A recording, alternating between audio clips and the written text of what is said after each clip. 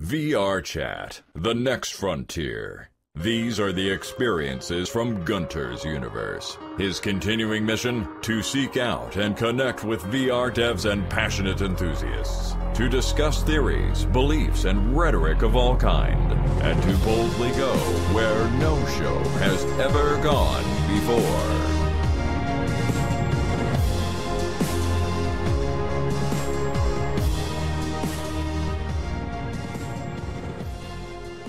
Hello and what is up everyone? Welcome to Gunters' Universe. I'm your host Gunter. Hopefully your guys' week has been good. It's Tuesday and it's time for another show.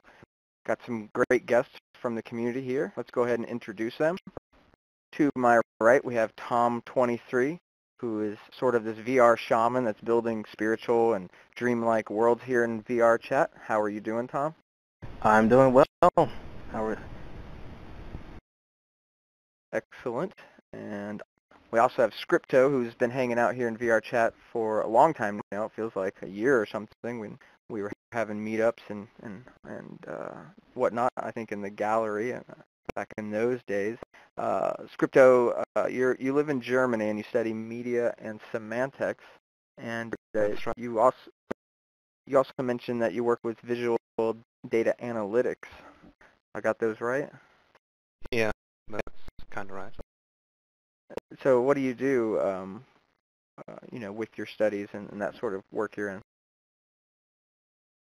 Well, it's basically sort of a part-time job at my university, and we're using Unity to visualize data, actually.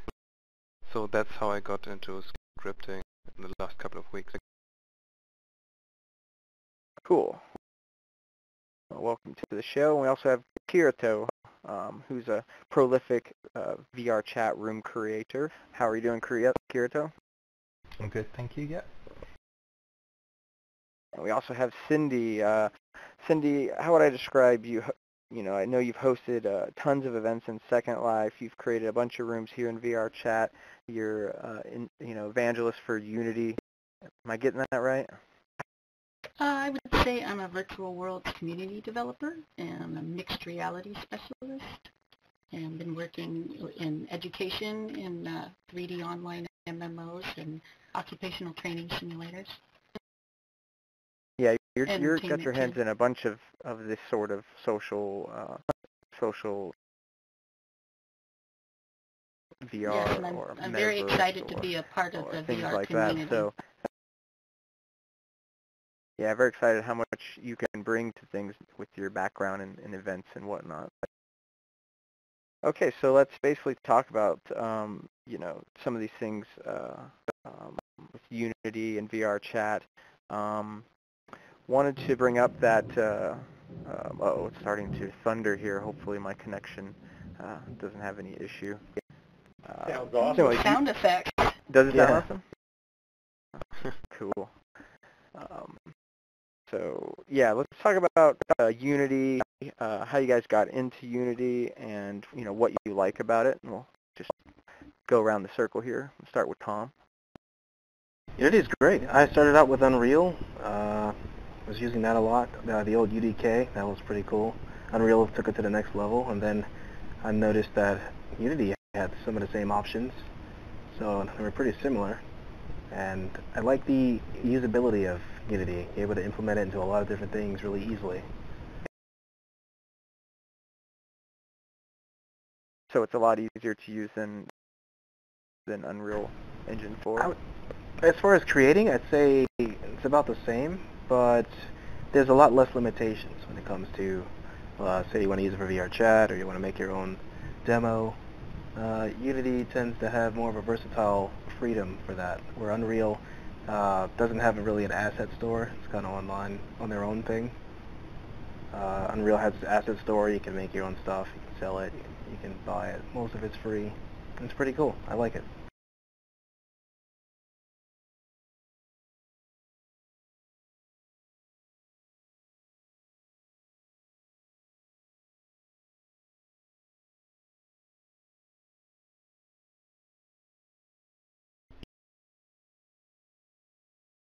Did we lose Gunters? Can't hear you, Gunter.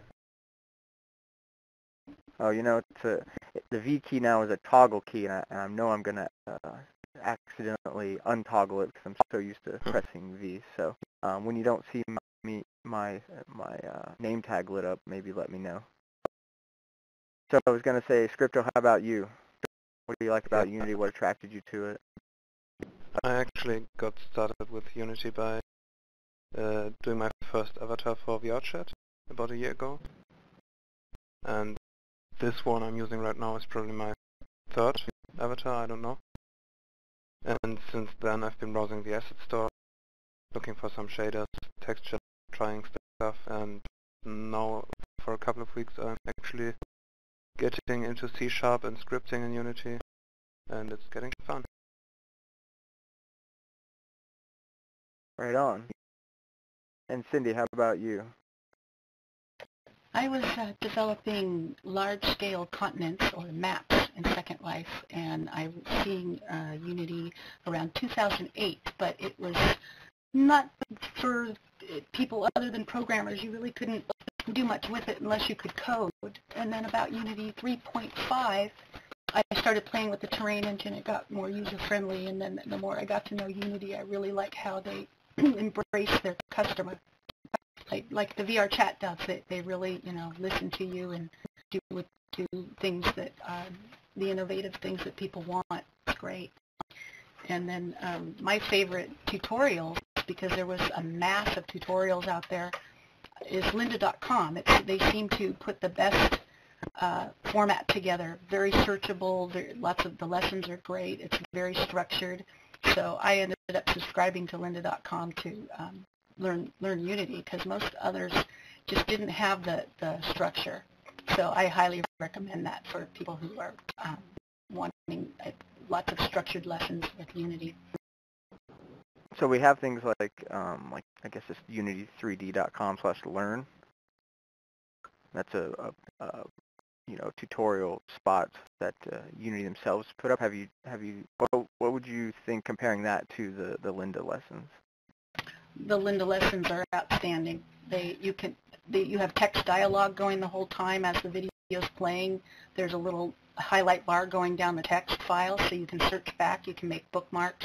And LinkedIn just bought lynda.com, so they've moved up. Interesting. And are the projects there, are they do they tie into each other? Is there like something you're working on throughout the project, or is it just separate little sessions where you learn one thing but they don't necessarily learn how to connect those things, or the theory behind things maybe? Oh no, they go straight from here's the terrain engine, here's how to make stuff, and then here's how you make it a game. There's whole modules on Mechanim, there's whole modules on creating game objects besides that. But, if you take the basic course of Unity 3.5 or Unity 4, and I'm sure somebody's producing the Unity 5 version right now, it's just great. It remembers where you left off. It's like $19, $20 a month. I just pay an annual fee for it because there's so much other software there. Every software you can think of has in-depth lessons there. Cool. And Kirito, let's move to you and talk about how you got into Unity, what you like about it, that sort of thing. The first time I actually started using Unity was with VRChat, basically, and I've never used it before. It was a complete new experience for me. I was a complete and utter beginner, and it was just basically hearing what Cindy showed me and what Graham showed me and what everybody here at VRChat kind of helped me with and guided me through it, and YouTube videos, and just myself messing around with the UI and stuff like that.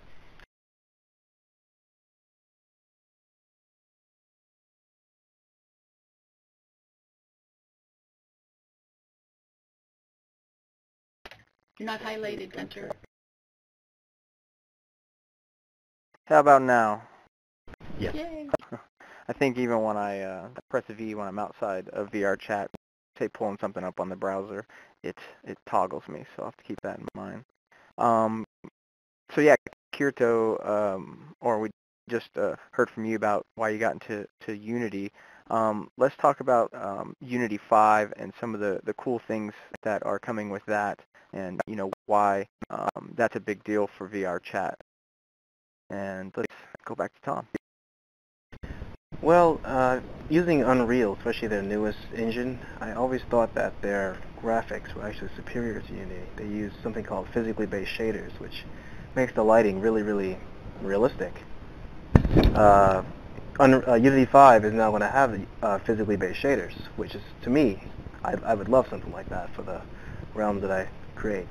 And I believe a few other things too. They have kind of the asset store kind of implemented in the engine, which makes it a little easier. Anything that helps with productivity, helps you make things faster. That's kind of my take on that. Mm-hmm. And Scripto, are you have you had your hands into Unity 5 yet?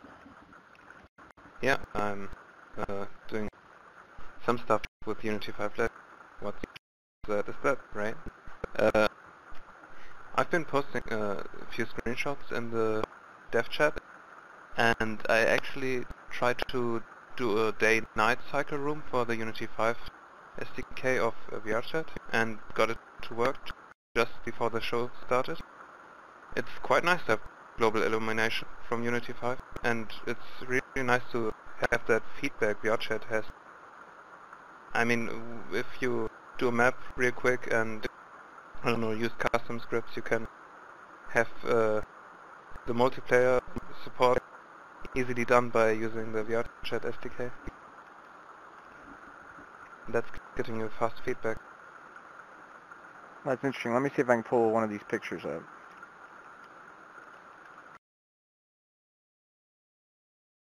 Oh wow. That's one of them, right? Yeah. That's those physically based shaders. Wow. Yeah, that's actually a screenshot I took in VRChat. So Oh, really? what you can see here is the floor is it has its own shader, but the reflection on it is the new reflection probe of Unity 5. Mm-hmm. You should usually place it.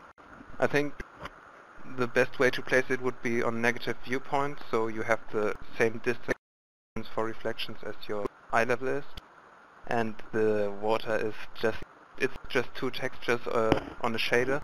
The Unity 5 basic shader is so good you don't actually need another shader at all. You can do everything with it, and it's perfectly optimized if you don't use every feature of it. And yeah, with the global illumination you can see that the texture color of the flat walls is actually a different one on each of them.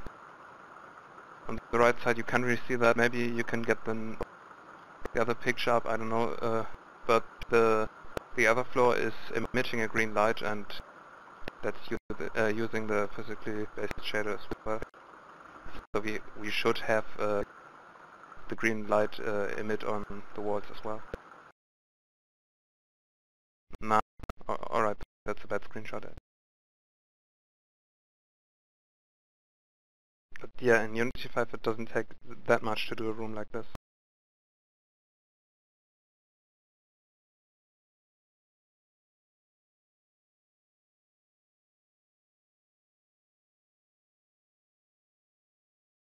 We can't hear you, Gunter. The rain's coming. Okay. Now I'm back. Yeah, it looks great, the whole day-night cycle. I mean, I'd like to see more of that in VRChat, and I'd like to see something more going on here in this set too, where there is that sort of feeling of time passing and whatnot. Cool. And Cindy, what do you think about Unity 5? How's that changing things for you? To be honest, I haven't played with it much at all, but I've been to like 2 or 3 trainings with Unity staff when they visit the Silicon Valley. I don't remember much from the training because it was just, so much information. I remember that you could start your scene and already has a skybox in it, so it's already a render scene. But yeah, they covered so much. I have not played with it because I'm waiting for VRChat to roll out with Unity 5. So I know, I guess Scripto was in a beta version? Oh, it's the one that Graham sent us a few weeks ago? Yeah, that's a beta that's, there's a lot of work that still needs to be done there. So that's kind of the first, go at it. It's cool that you were able to put something up. I actually forget how the whole process is. You're going to need, I guess, the updated SDK. Graham, can you speak to that? Are you here? Say it again? Can you talk about the new beta that works with Unity 5, and is that out for the public, or what's going on there? So obviously we want to get the big thing with Unity 5 is that you can create content for VRChat without having Unity Pro. So we're in the process of updating VRChat to work in Unity 5 with a lot of different bugs, just with VR in general and whatnot. But we do have a beta version of the Unity 5 client and an SDK that works with that client for people who don't have Unity Pro 4 and would like to start building content for VRChat. If you want to check that out, sign up for our dev, or sign up for the SDK on the website, and we'll send you an email with all the relevant information.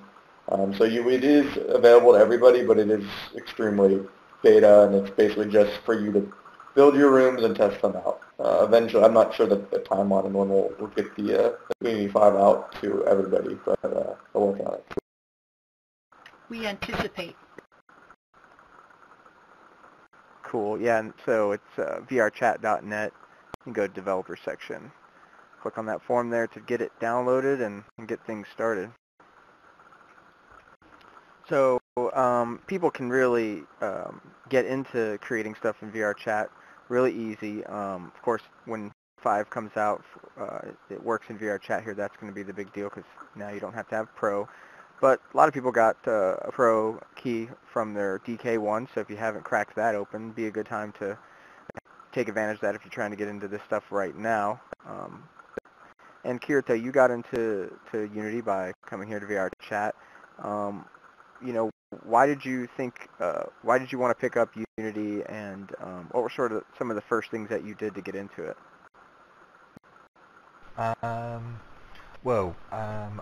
When I first came to VRChat, I think I ran into Cindy's Rat Sally, and she said she put it up there, and I couldn't believe it. I just saw it, I thought, wow. And I thought, now I've got to get into this.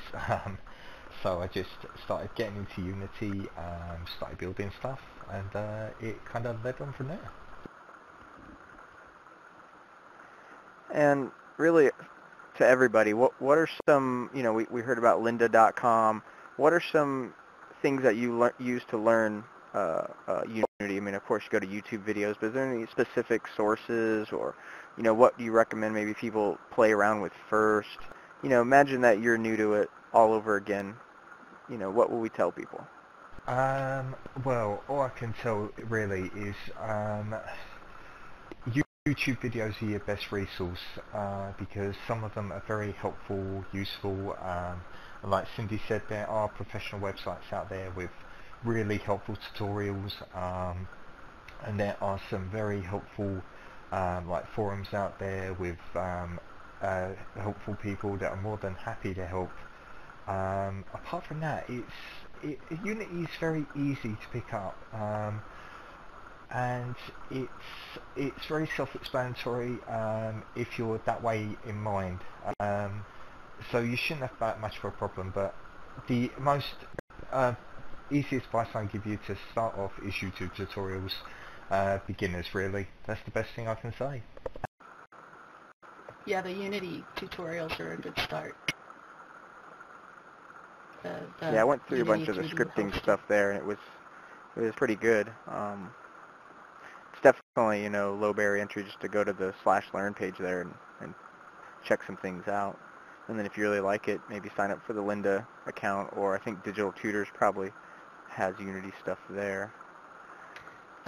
My favorite, most bestest way is the community, being able to lean on people here and being able to help them back. It's the, interfacing with the other devs here with the various skill sets is awesome. Yes. Yeah. So just like anything, going to the forums or going to comments and YouTube pages, having that community part of things to tap into. It works really well here in VRChat, except you kind of get more of, we are face to face and look like, in this environment where we're talking to each other. So it's like this more personal sort of community here where we're really intimate and very interested in helping people get into VRChat and build things. So that's kind of the best thing I think you could tap into is VRChat's forums and just coming to our events here in VRChat, whether it be the Sunday meetup, which is probably the best day to really talk about Unity with the folks that are putting up new rooms on Sunday's meetup around 6 p.m. Eastern. And of course this show, hanging out here with other people that are doing this and chatting afterwards, that's going to be huge if you want an avatar created or help getting that created. Really, some kind of model that's already out there and get it ported over. There's many people here willing to help.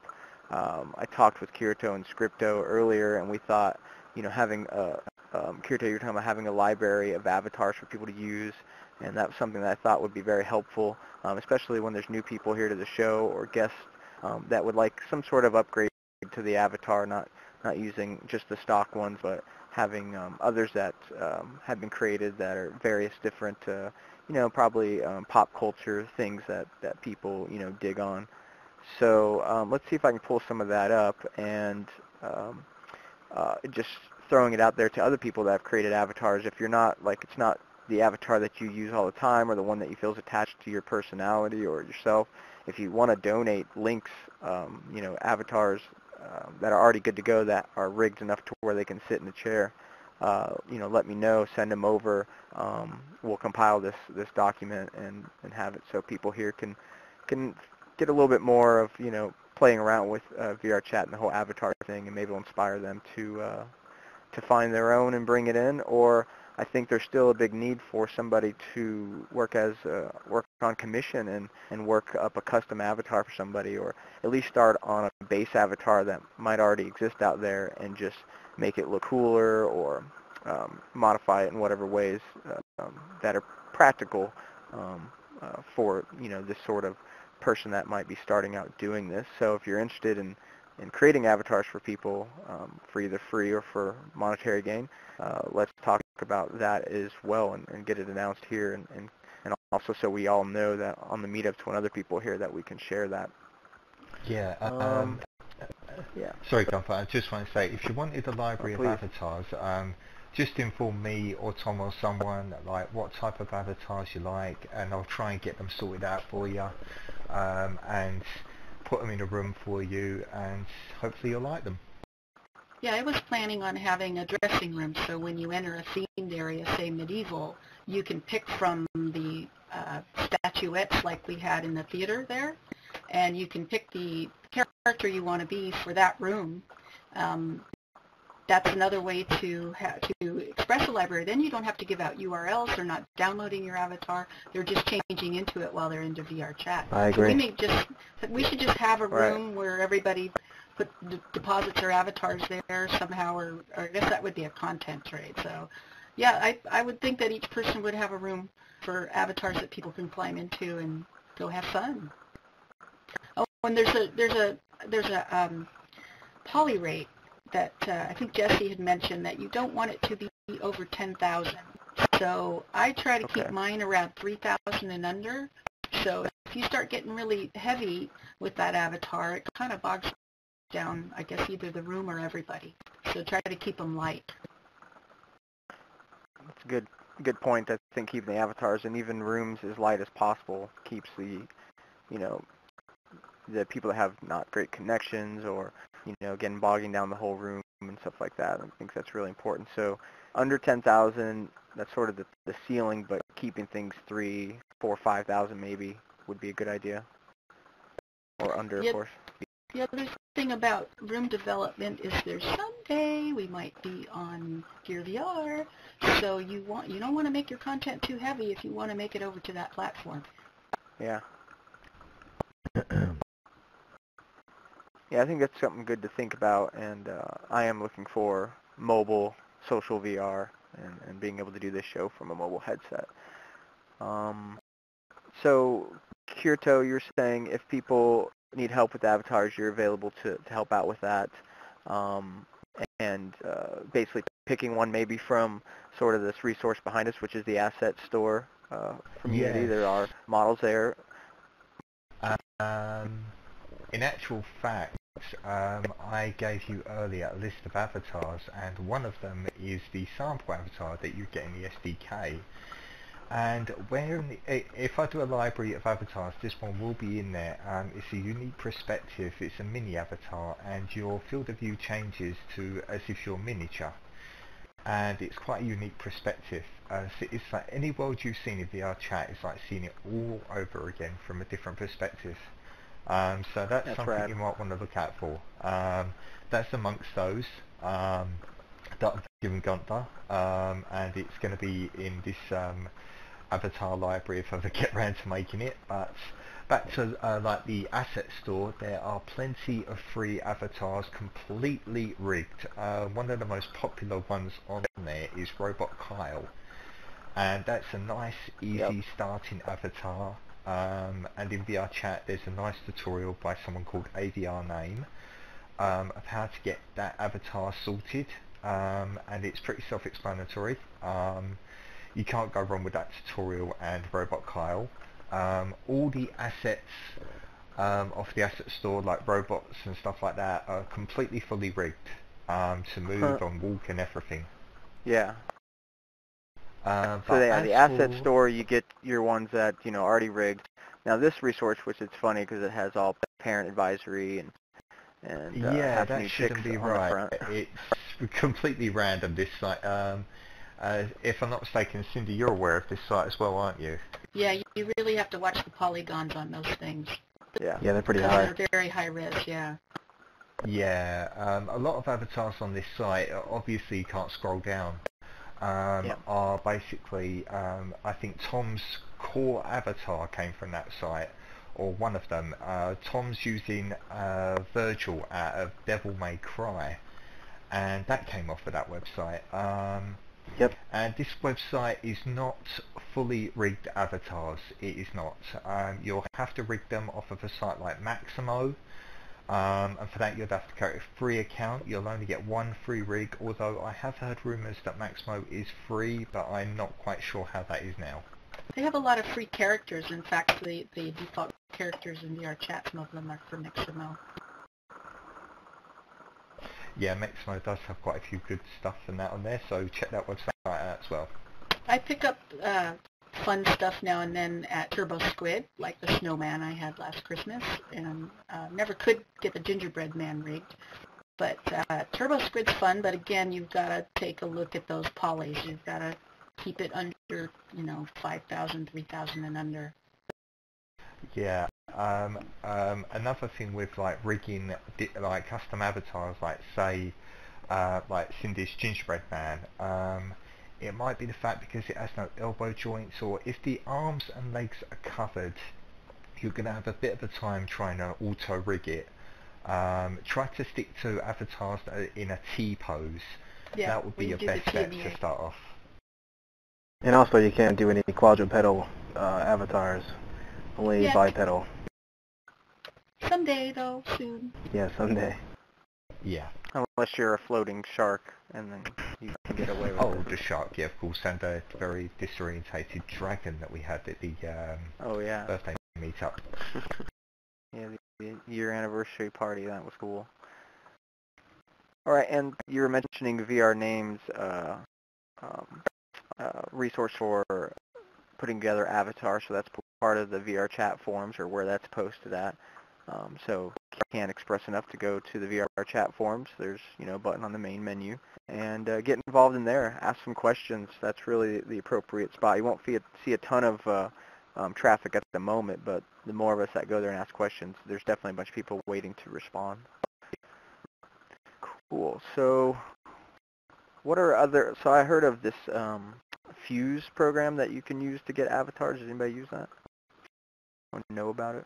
Yeah, I have Fuse, and I have an all-access pass to Mixamo. You wouldn't know it since I've been in the same avatar for 6 months, but But yeah, it's interesting. It uses Substance for materials, and there's workflow for you to bring in other textures. I'd like to, I guess the reason why I don't use Mixamo all that much, because the faces and makeup are hideous and they look terrible in lighting. So I'm learning the pipeline of making a prettier face for the ladies and a nicer face for the guys, so that I can just start cranking out avatars out of Mixamo Fuse. They gave us, I had asked for firefighter, police, and military uniforms, and now those are all in there. Before I had to wrap those myself.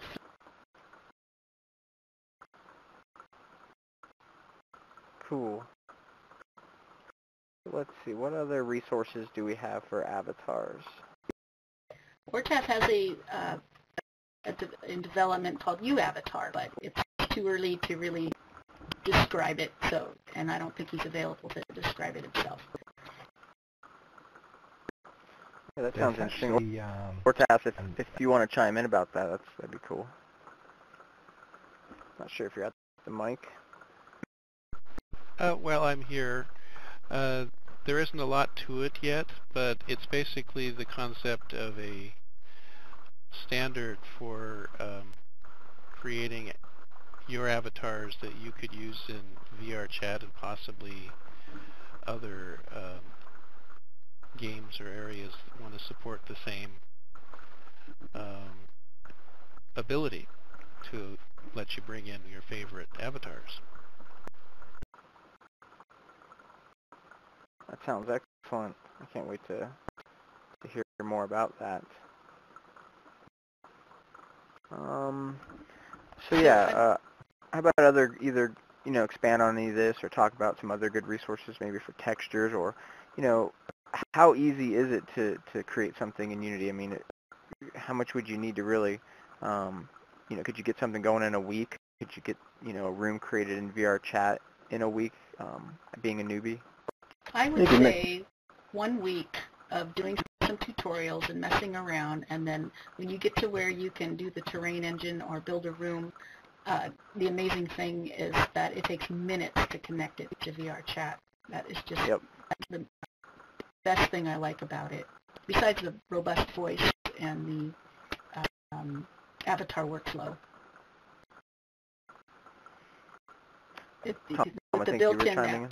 With the built-in avatar thing, it makes it so much easier than working in other Unity projects that aren't VRChat. You have to deal with all your animations, and it's so nice that Graham and Jesse have set it up so that you could just bring anything in a T-post. Yeah, that's what I love about VRChat is all the custom avatars. It really brings out our personality, and I just think it matters so much in the social VR space. What about you, Tom? What do you think?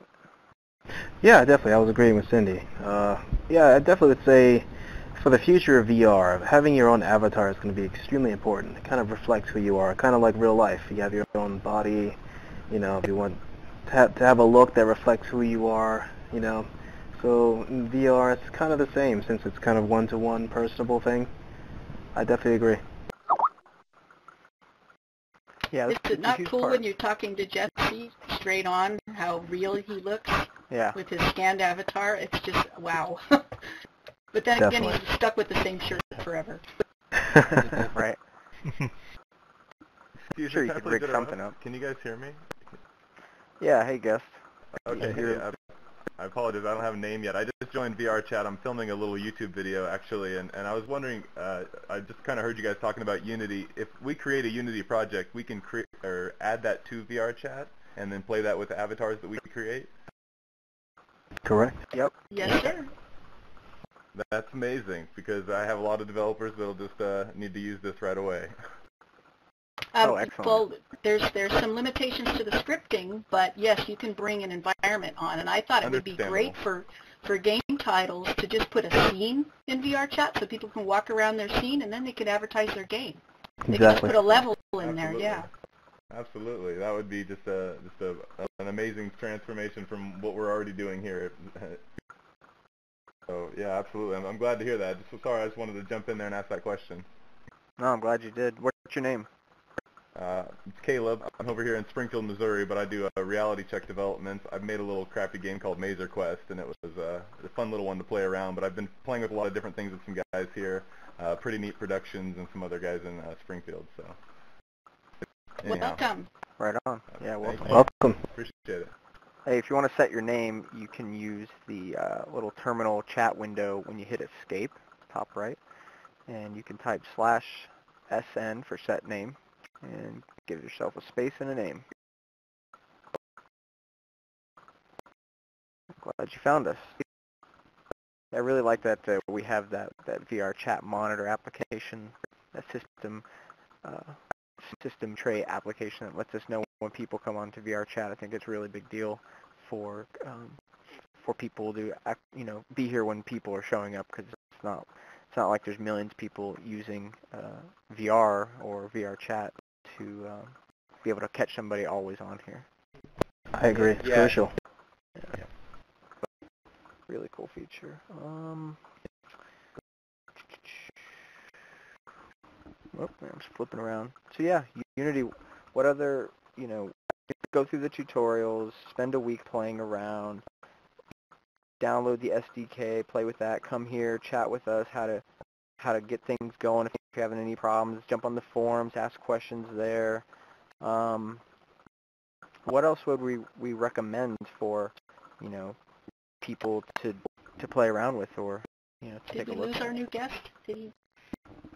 I think There he so. is. I found Yeah. a way to get back. I was a woman before, but that was cool. So you just go to vrchat.net and go to downloads, and while you're downloading, well, you already have, but apply for the SDK. Send that form in. Get that SDK. And you will just be so excited to realize that you can put your world into here and connect it in minutes. Oh, absolutely. I'm very glad you guys can give me the feedback right up front. This is one of the coolest things, especially I've been playing with a lot of VR demos, especially recording a lot lately, but to be able to jump in and interact with you guys while I'm recording something and talking to the mic, and I wasn't even sure if this was a live demo or recording, so I'm sitting there asking the question, and then I just kind of jumped in. I was like, all right, just to verify it. So. Welcome to the forefront of VR. Thank you. Yeah. It seems like it's pretty easy up front to get involved. Like I said, I hadn't even looked at the menu before. The first time I hit escape was when you mentioned that. So I'll have to definitely take a look and jump around and see what you guys have already created and put in here.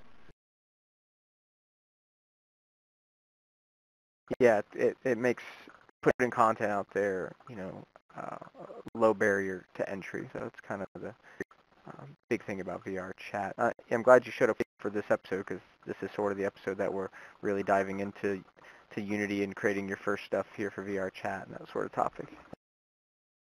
Great. Well, I'll let you guys keep talking, and I'll just kind of sit over here by Master Chief. Sounds good. Thank you. So I'm going to look up or pull up a couple things on other assets like the day-night cycle. I think I have a video of that, and something else. But what about other things besides textures and avatars? What are some cool things, some cool packages, some things that you can get from the asset store that will, brighten up, lighten up, animate, make your room cooler? There are plenty of packs out there on the asset store, but the one thing I've learned, and Tom's literally blown everybody's mind away on, is the fact that you'll see tons of free asset packs on the asset store, and never underestimate the price tag, because if it says it's free, you automatically think, oh no, it's no good. But that isn't the case with the asset pack and Unity asset store. Some of the asset packs that I use in all of my rooms are free, and Same the here. textures, the textures and that, I share stuff with Tom, and he uses stuff that I give him, and so on. We're on the same team, so we share stuff, and some of the stuff that we use is completely and utterly free, so never say, oh, it's rubbish because it's free, because it's not. Far from it. It's probably some of the best stuff is free. You could be off and running with worlds and everything with just free stuff, which a lot of people do. Yeah. In actual fact, if you're completely terrified of doing your own room for the first time round, don't be too shy of uploading a demo scene. that you get in some free asset packs, like the complete demo scene. I have uploaded demo scenes just to see what it looks like, just to get people's feedback, just to get a feel for the world around me so I know what I'm doing. Demo scenes are good to give you a first step into VR and get your feet into it. Actually, practically everything I upload is a demo scene that I build on. Well, there you go. But hey, demo scenes are good for beginners. They give you a feel for what's available and what's out there. So when you say demo scene, that's something you can download from Unity? Like a already fleshed out place has a whole bunch of stuff in it, right? It's basically a demo game where you jump into an environment and it's completely preset with all the settings for you, and you can just load up with VRChat SDK and you can put all the little things in there once you've gone through all the tutorials and everything, and just jump right in. I'm sure Cindy can say a bit more about that than I can. Well, for instance, today I needed a multi-purpose room, and I downloaded a gymnasium kit, and it looked gorgeous, but it had too much stuff in it. I had to strip it out. Some of the windows you could fall out of. I had to put colliders there. All the banisters you could fall off of, so I had to put all the colliders there. But yeah, I mean, I'm not going to do that much to the original build except strip it down and put up colliders, and then build outdoors outside of the building after that. I agree. I also want to say, as far as making rooms, you can also tweak things a lot. Some things you get may be very simple, but because of the Unity settings, you can change them to whatever you like.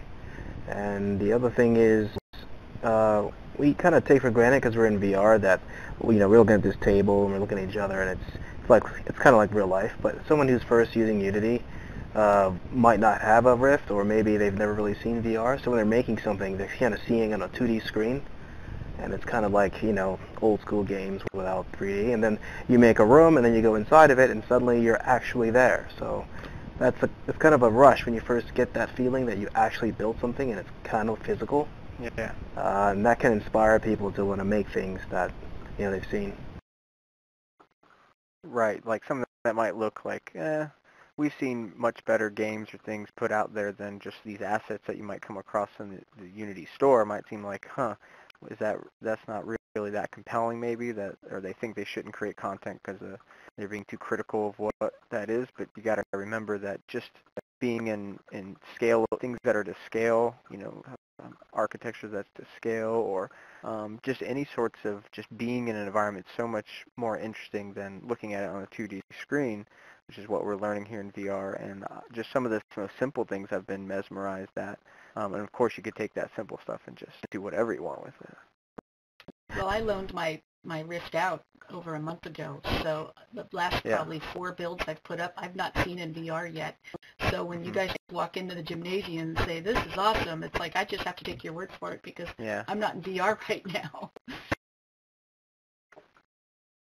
Right, and the other thing for making your rooms is scaling. That's probably the most crucial thing of all.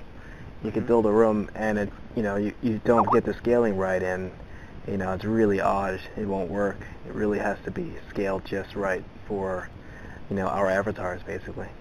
Yeah, it takes a while. What I do is I put 2 cubes out and stack them on top of each other for 2 meters, and I believe our avatars are 1.8, the males. Does anybody know? And it's based on, I guess, the construction worker guy. So I'll throw the construction worker guy out, and I'll slide him around the room to scale things. And then if I bring in stuff from other packages, now these chairs might be the wrong size from the building. So yeah, scaling is like a constant effort. Yeah, definitely. I use the sample avatar. And one quick thing, Ray of Minneapolis, you're bouncing around in your chair and it's due to a bug in the room. If you could stand up and then sit back down without, you're good to go. Thank you. Sorry, Kirito. That's all right.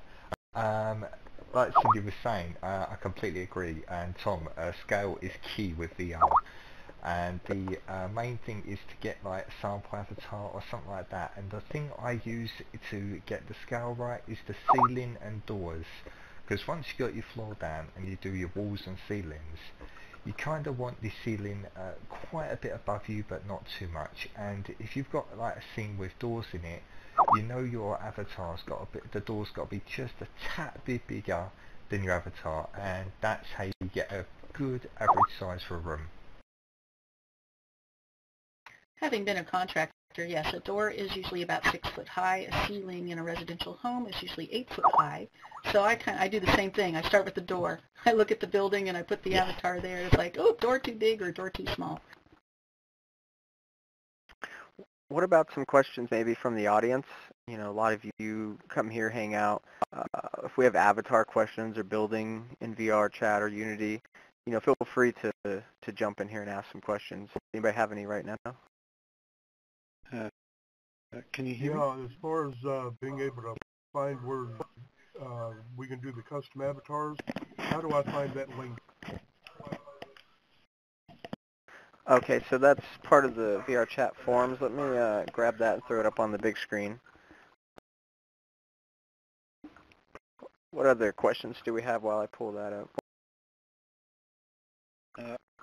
I was just going to suggest if you're looking at scale, look at building codes that I actually use in real life. So when you're building stairs, then look at what the tread should be and all that sort of stuff. It helps immensely for stuff to just be right for some reason that you can't kind of figure out. It's very useful. Good idea. I think I got it here. I'm not sure. So the question about the custom avatar, that's in the SDK. So he would need to fill out the form for the SDK and it'll get sent to his the download will get sent to his email. And the directions are in there. Or did he want to create a custom avatar? Did he want to just hook one up or create one?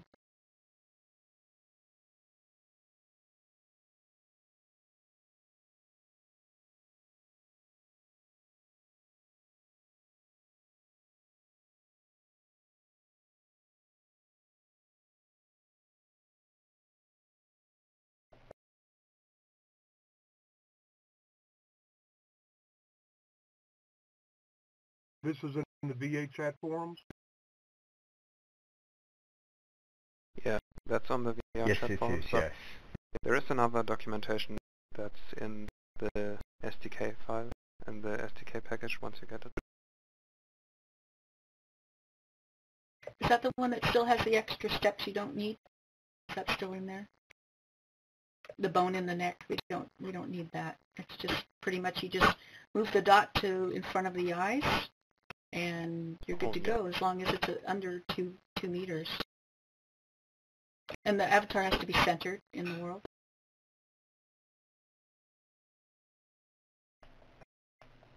So I have a question for the guest, if now is an appropriate time.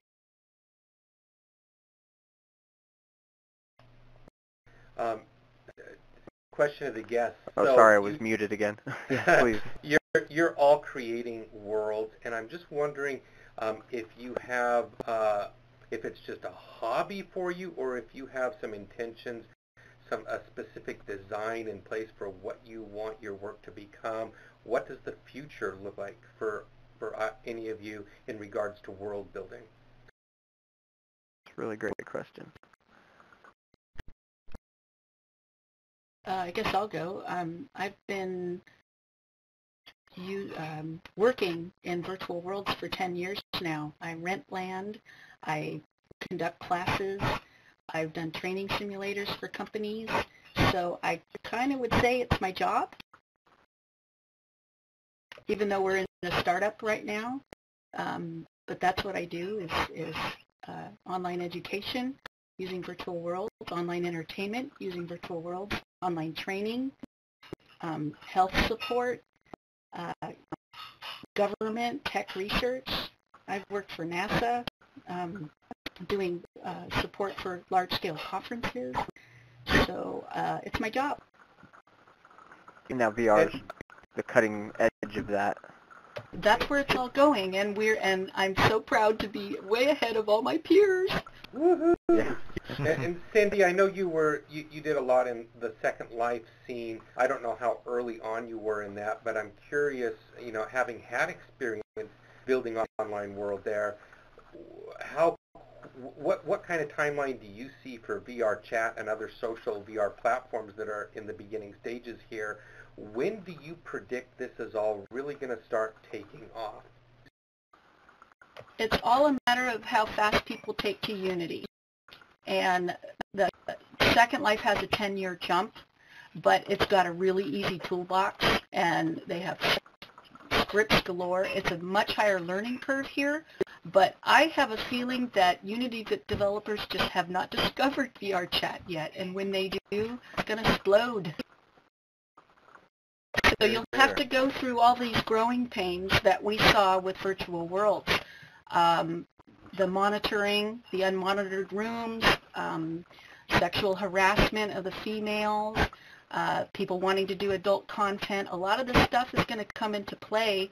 It's coming, and but you have people like Ortaf and myself that have a lot of experience with this and how to prevent it and how to, and in all your other games you have the same thing. But yeah, we have to control how people can upload content, because with our kids in the K through 12 sector, the teacher can't come in the room. The kids can't do anything in the room until the teacher comes in. They can't chat. They can't voice. They can only, at the worst, just run around and bump into each other like a mosh pit. But other than that, they can't harass or do anything in an unmoderated room without a teacher. And it was just amazing when I had read Ready Player One. I was like, oh my gosh, this is like my whole life. I worked at Atari in the early 80s, and it covers the whole game history thing, and then it spends 4 chapters on online education in 3D worlds, and it's like that's what I've been doing for the last 10 years. Wow, thank you. That's so rad. Yeah, the whole online education's such a big deal, and I can't wait to learn things through VR environment. Well, the thing is most companies are all doing like titles, like a lesson and a course, and there's another lesson and another course and a title, but nobody's doing campuses like we do. So we hope to be well established before Spielberg finishes Ready Player One, because the competition will bury us then if we don't have VR campus running pretty robustly. And what about the rest of you? Now that you've mentioned Ready Player One, the basement mentioned in Ready Player One is actually really inspirational. Since we have custom scripts now, it's actually quite possible to do the whole basement thing. That we could have arcade machines in VRChat, just loading scripts online even, so you don't have to change maps each time. Stuff like that is really possible now.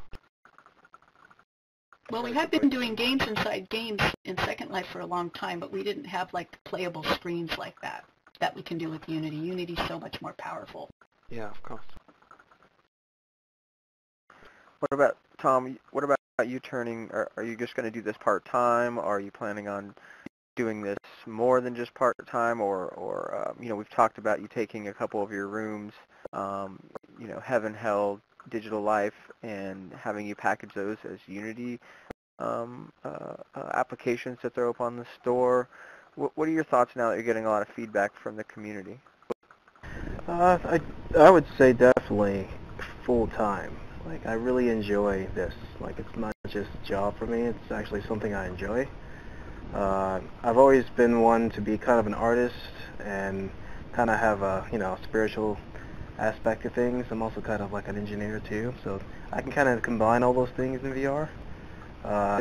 When I make worlds, I tend to push the boundaries and try to convey things that are unconveyable in the real life, because that's the advantage we have here in VR. We're not bound by the laws of physics necessarily. We're not bound by certain things. So I tend to want to remind people that although we are making virtual worlds like real life, we don't necessarily have to. And a lot of the concepts that runs our world, such as religion or politics or philosophy or even schooling, as Cindy said, can be easily conveyed here and shown to anyone. Because direct experience, I always say, direct experience is the best teacher. Hmm. Yeah, this is the richest medium, I would say, now, and allowing you to experience things. I mean, all kinds of engineering. You could explode engines in front of you, and somebody could guide you through what all the parts of, an automobile engine is, or all kinds of good stuff like that. Or the human body. Yeah, that'd be even better. Right, and I could explain it for a very long time to someone, or I could just give them a virtual reality device and they just go, whoa, and they get it, So as far as like how far I'll take that, of course, I'll go all the way, I'll put myself in wherever it needs to go. I believe that the entire world needs to see these things, not just a few of us, I think that's really important. Unity also gives us the power to merge a lot of technologies. A lot of video post-production houses are now going to need a Unity developer on staff. With 360 Cinema, I mean, I can't wait to experiment with that. The only reason I'm not now is because it doesn't, it doesn't pay the bills. But 360 Cinema married in here would be really cool. I can't wait till we can start merging technologies like that in an MMO. Can I second that, Cindy, real quick? I work at an audiovisual company, and we do a lot of big events, and they're always looking for ways to bring audiences from other places into their, into the events, and be able to have a virtual way somewhat for them to do that. And they always, kind of do it very badly. And I believe the future is doing it this way. And also merging technologies, I was going to ask, because I know I talk a lot to the Leap guys, are you going to be able to involve Leap motion into the demos that you're using also in these VR worlds with the scripts, or is that possible? If Graham's listening, he could tell you more, but we have people using Razer and some people using Connect. I have a Leap, but it's not connected to this platform yet, Right. but it's in development. Razor, so. Yeah, Graham and Jesse have more information on that. Okay, thank you. Yeah, Jesse and Graham are the developers, and Jesse is here but kind of not here. He's doing other things while he's sitting in, so I think right now, yeah, it's just Razer Hydra and Connect, which those still have plenty of work that needs to be done on them, but I'm sure Leap Motion is something else that would like to be supported, and for us getting our hands in here, it's so huge to be able to convey, all that body language that you get from your hands. When I was doing Virtually Incorrect, a previous VR show in Riffmax Theater, we had the hands there. We had the Razer Hydra, and it could be awkward at times, but it really did work. I'd point to people and just express myself, and especially the guests really could get into it. So, sort of like puppeteering your avatar, it's kind of fun for them and novel. So I hope to see that come about for sure.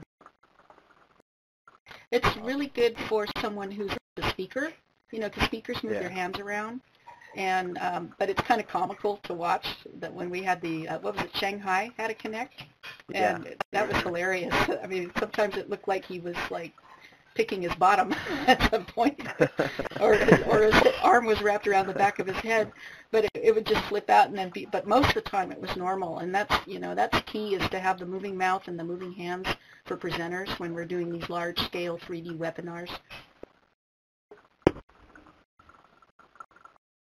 I look forward to it for sure. Yeah, I heard Reverend Kyle's latest podcast with Pete Cam and Andy Sen. They're creating something called Tribe VR. So it's another social VR application, but their goal and their mission is to create intimate social experiences, or one-on-one. And the developers had this desire and had this experience where they had long-distance relationships.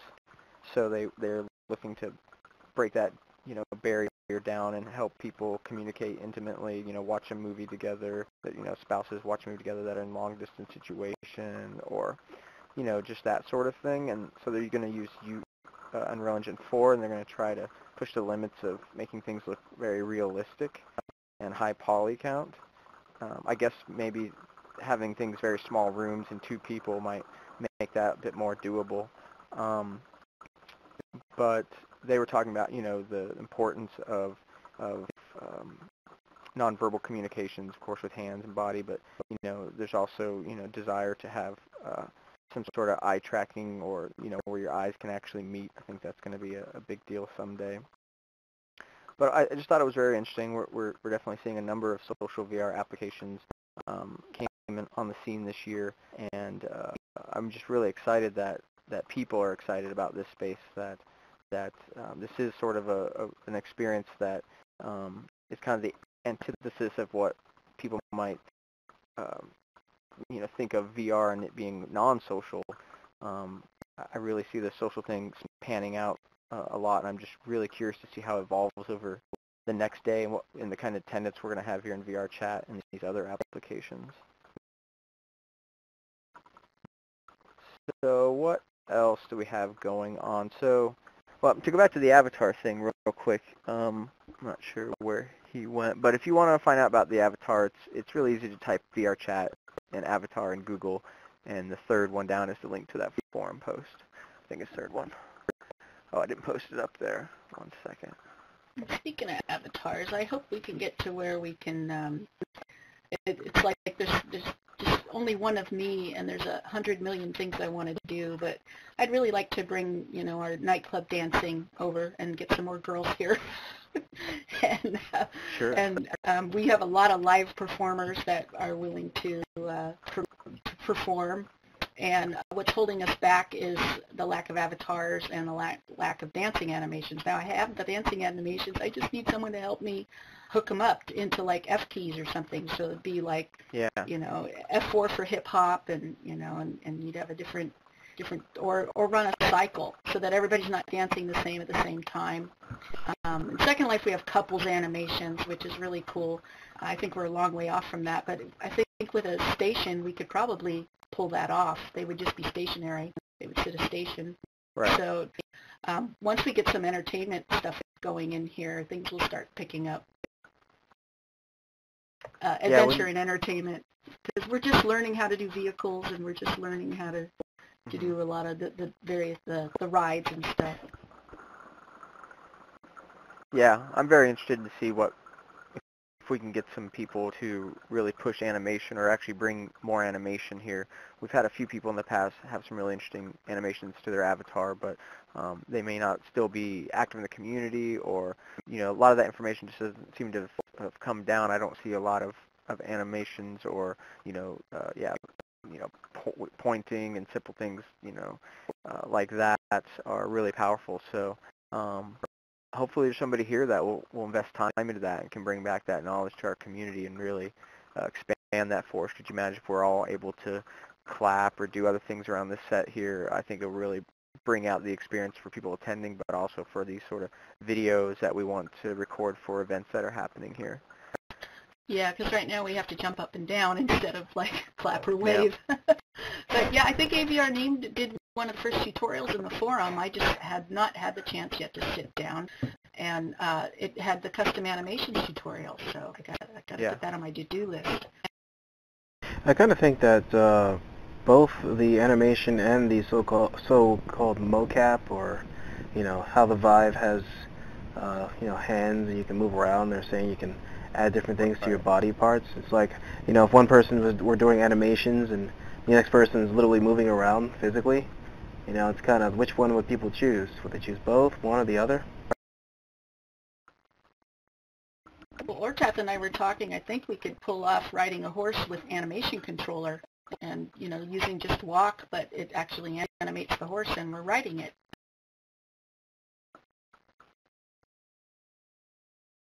Gunter, you're turning red, but we don't hear you. Oh yeah, it should be red all the time. Can you hear me? Yes. Yes, can now. Yeah, I have it toggled on to be all the time. If it ever isn't red, then that's when I've pressed the V key to toggle it off. When I paste in links, Control V ends up pasting the link, but it also toggles my audio at the same time. And then so I just try to click it real fast. I see Jeff jittering behind you, but he looks like he put his Oculus down on his desk. He's got the head to the side. Hey Jeff, wake up. Well, when you see his head pop up, we'll ask him to toggle himself so he's not jittering. But at least now we have some animation for the camera, right?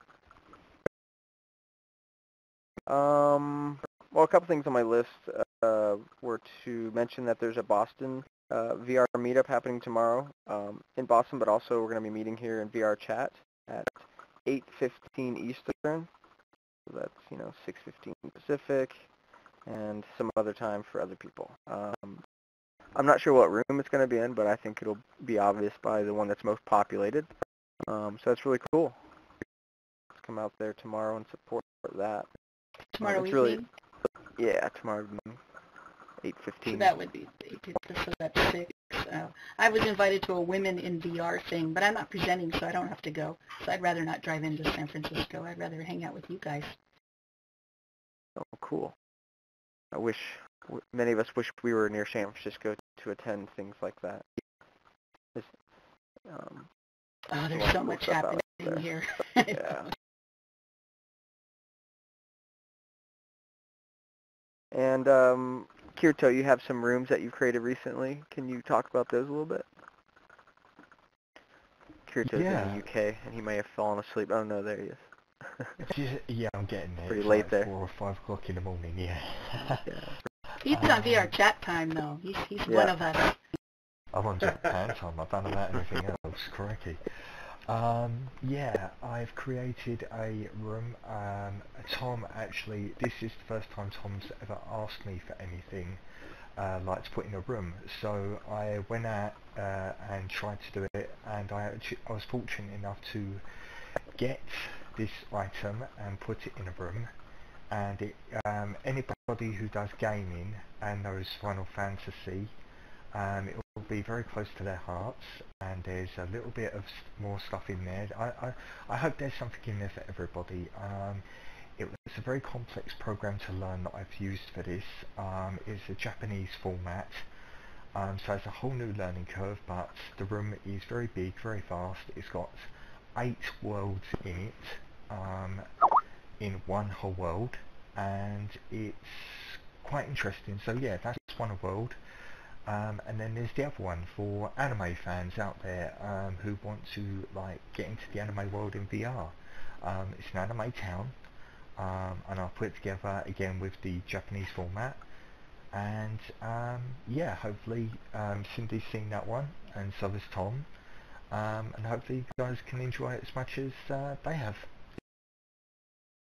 Excellent. Can't wait to check it out after the show. Yeah. It's always a fun time.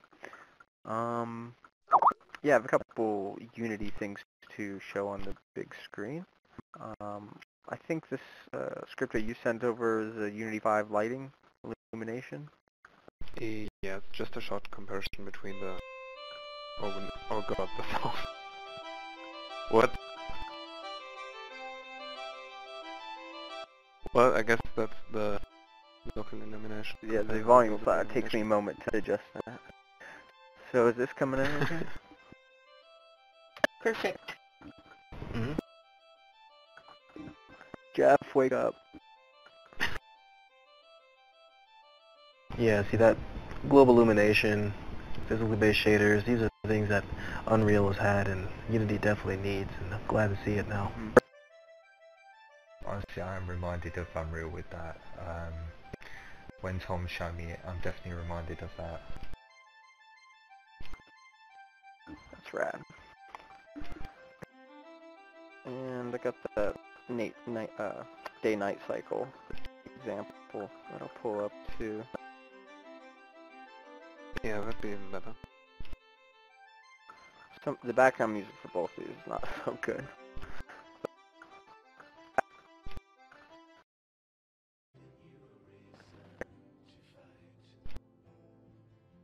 Yeah, so I started it a bit later. I'm not sure if that's...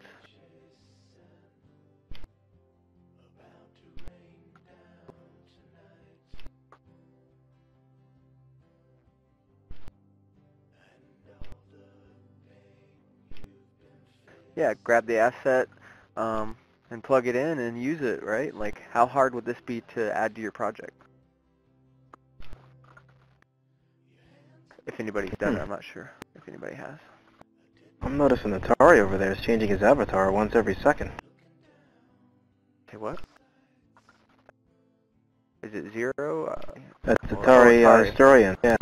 Yeah, I see. Hey there. I think that the video you're showing is, it's just a basic day-night cycle. So the flare's nice, but I can't see any shadows at all. Mm. Yeah, I didn't find the greatest video, obviously. So, so definitely would be nice to see something better, Well, but that's... I've got something, I think. The one Yeah, if you wanna... I used to get my room to work. Or I used to start with it. Wait a second. Yeah, shoot me that link. Let's pull that up. Oh, And the audience... should I paste it or should I send it to you? If you put it in Skype, I can grab it there. And while we're pulling things up, audience, just a reminder to, you know, feel free to ask questions, chime in if you're curious or interested about doing any of this, or just have some tips on some stuff that you may have done in Unity or how to get into it. Please share.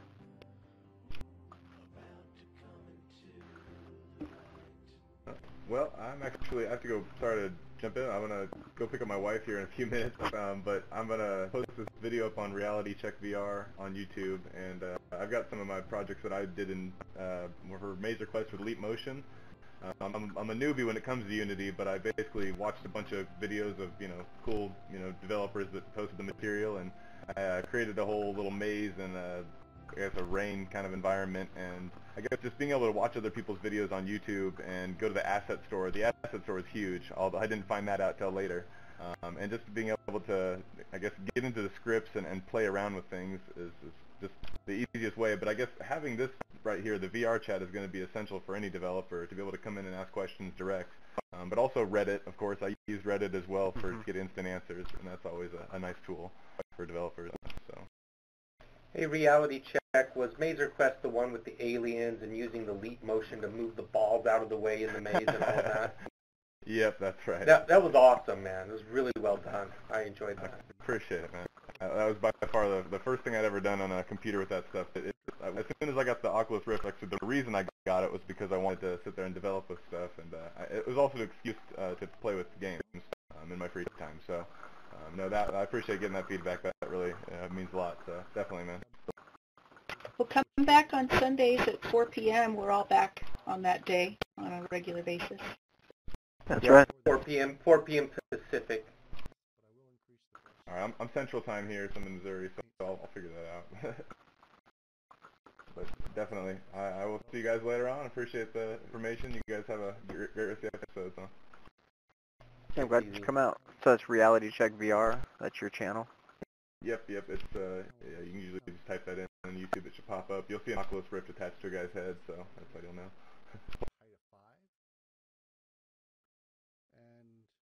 All right. Well, welcome and come back soon. Definitely. Thanks, guys. You have a good one.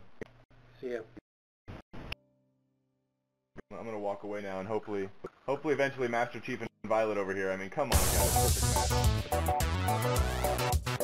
Oh, I done did it. So there's a hotkey. There's no stopping now. There's no stopping it. So the show is not over, but it sounds like it is. I thought you were giving a climax to his exit. Oh, yeah.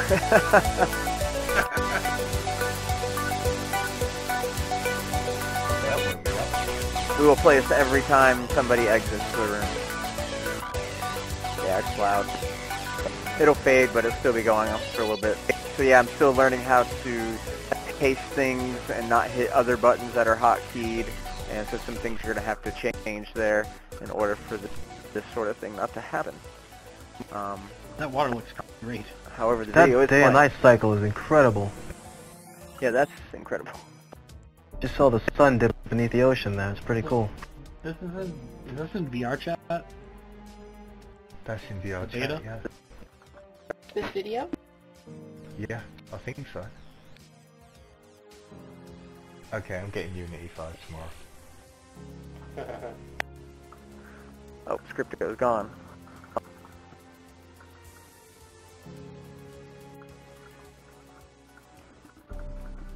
freaking awesome. Oh, we forgot to mention to him that it only works in 4.6.4 right now, or 4.6. What does? VRChat. Oh yeah, VRChat. The SDK. We forgot to tell the guy. I think it says it in the documentation, doesn't it? Yeah, I'll say it when he goes to download and stuff. Almost. That's kind of what's holding back my PR, is we're waiting for Unity 5 and VRChat to get going. Whoa. And then we can start the party. Not that it hasn't started already. Oh no. It started, but there'll be a lot more. I can hear Tom's mind going away with ideas on this one. Oh man. Look at that, that is unbelievable. Crikey, that is unreal, isn't it? That is... No, that's Unity 5. Yeah, no, It looks like Unreal, yeah, but it's Unreal. Yeah. Yeah. Well, Unity had to. They had to catch up because some. Oh yes, definitely. I mean, it's worth the pain of a whole upgrade. Yeah, Unreal really raised the bar, so they definitely had to match that. Now, do people think that this level of graphics will work on a Gear VR? Yeah, I don't know. If you optimize, there's like a sale of today's sale on the Unity Asset Store is it can take your objects and turn it all into one atlas. It looks kind of complex, but I'm thinking of getting it, and I'm hoping it'll work with this. I mean, it's just textures, so. But it, like if you have a pile of rubble or a bunch of objects like chairs and stuff, it turns them all into one mesh and one atlas. And boy, it cuts your draw calls down 200 or 300. That's great. Hi there, folks. This is and so when you're cutting down your draw calls, then you can do these wonderful new effects, these new shaders. Some really simple stuff that I had done in Unity with the new turn the video off. Real-time illumination. So we just set it to a URL. And the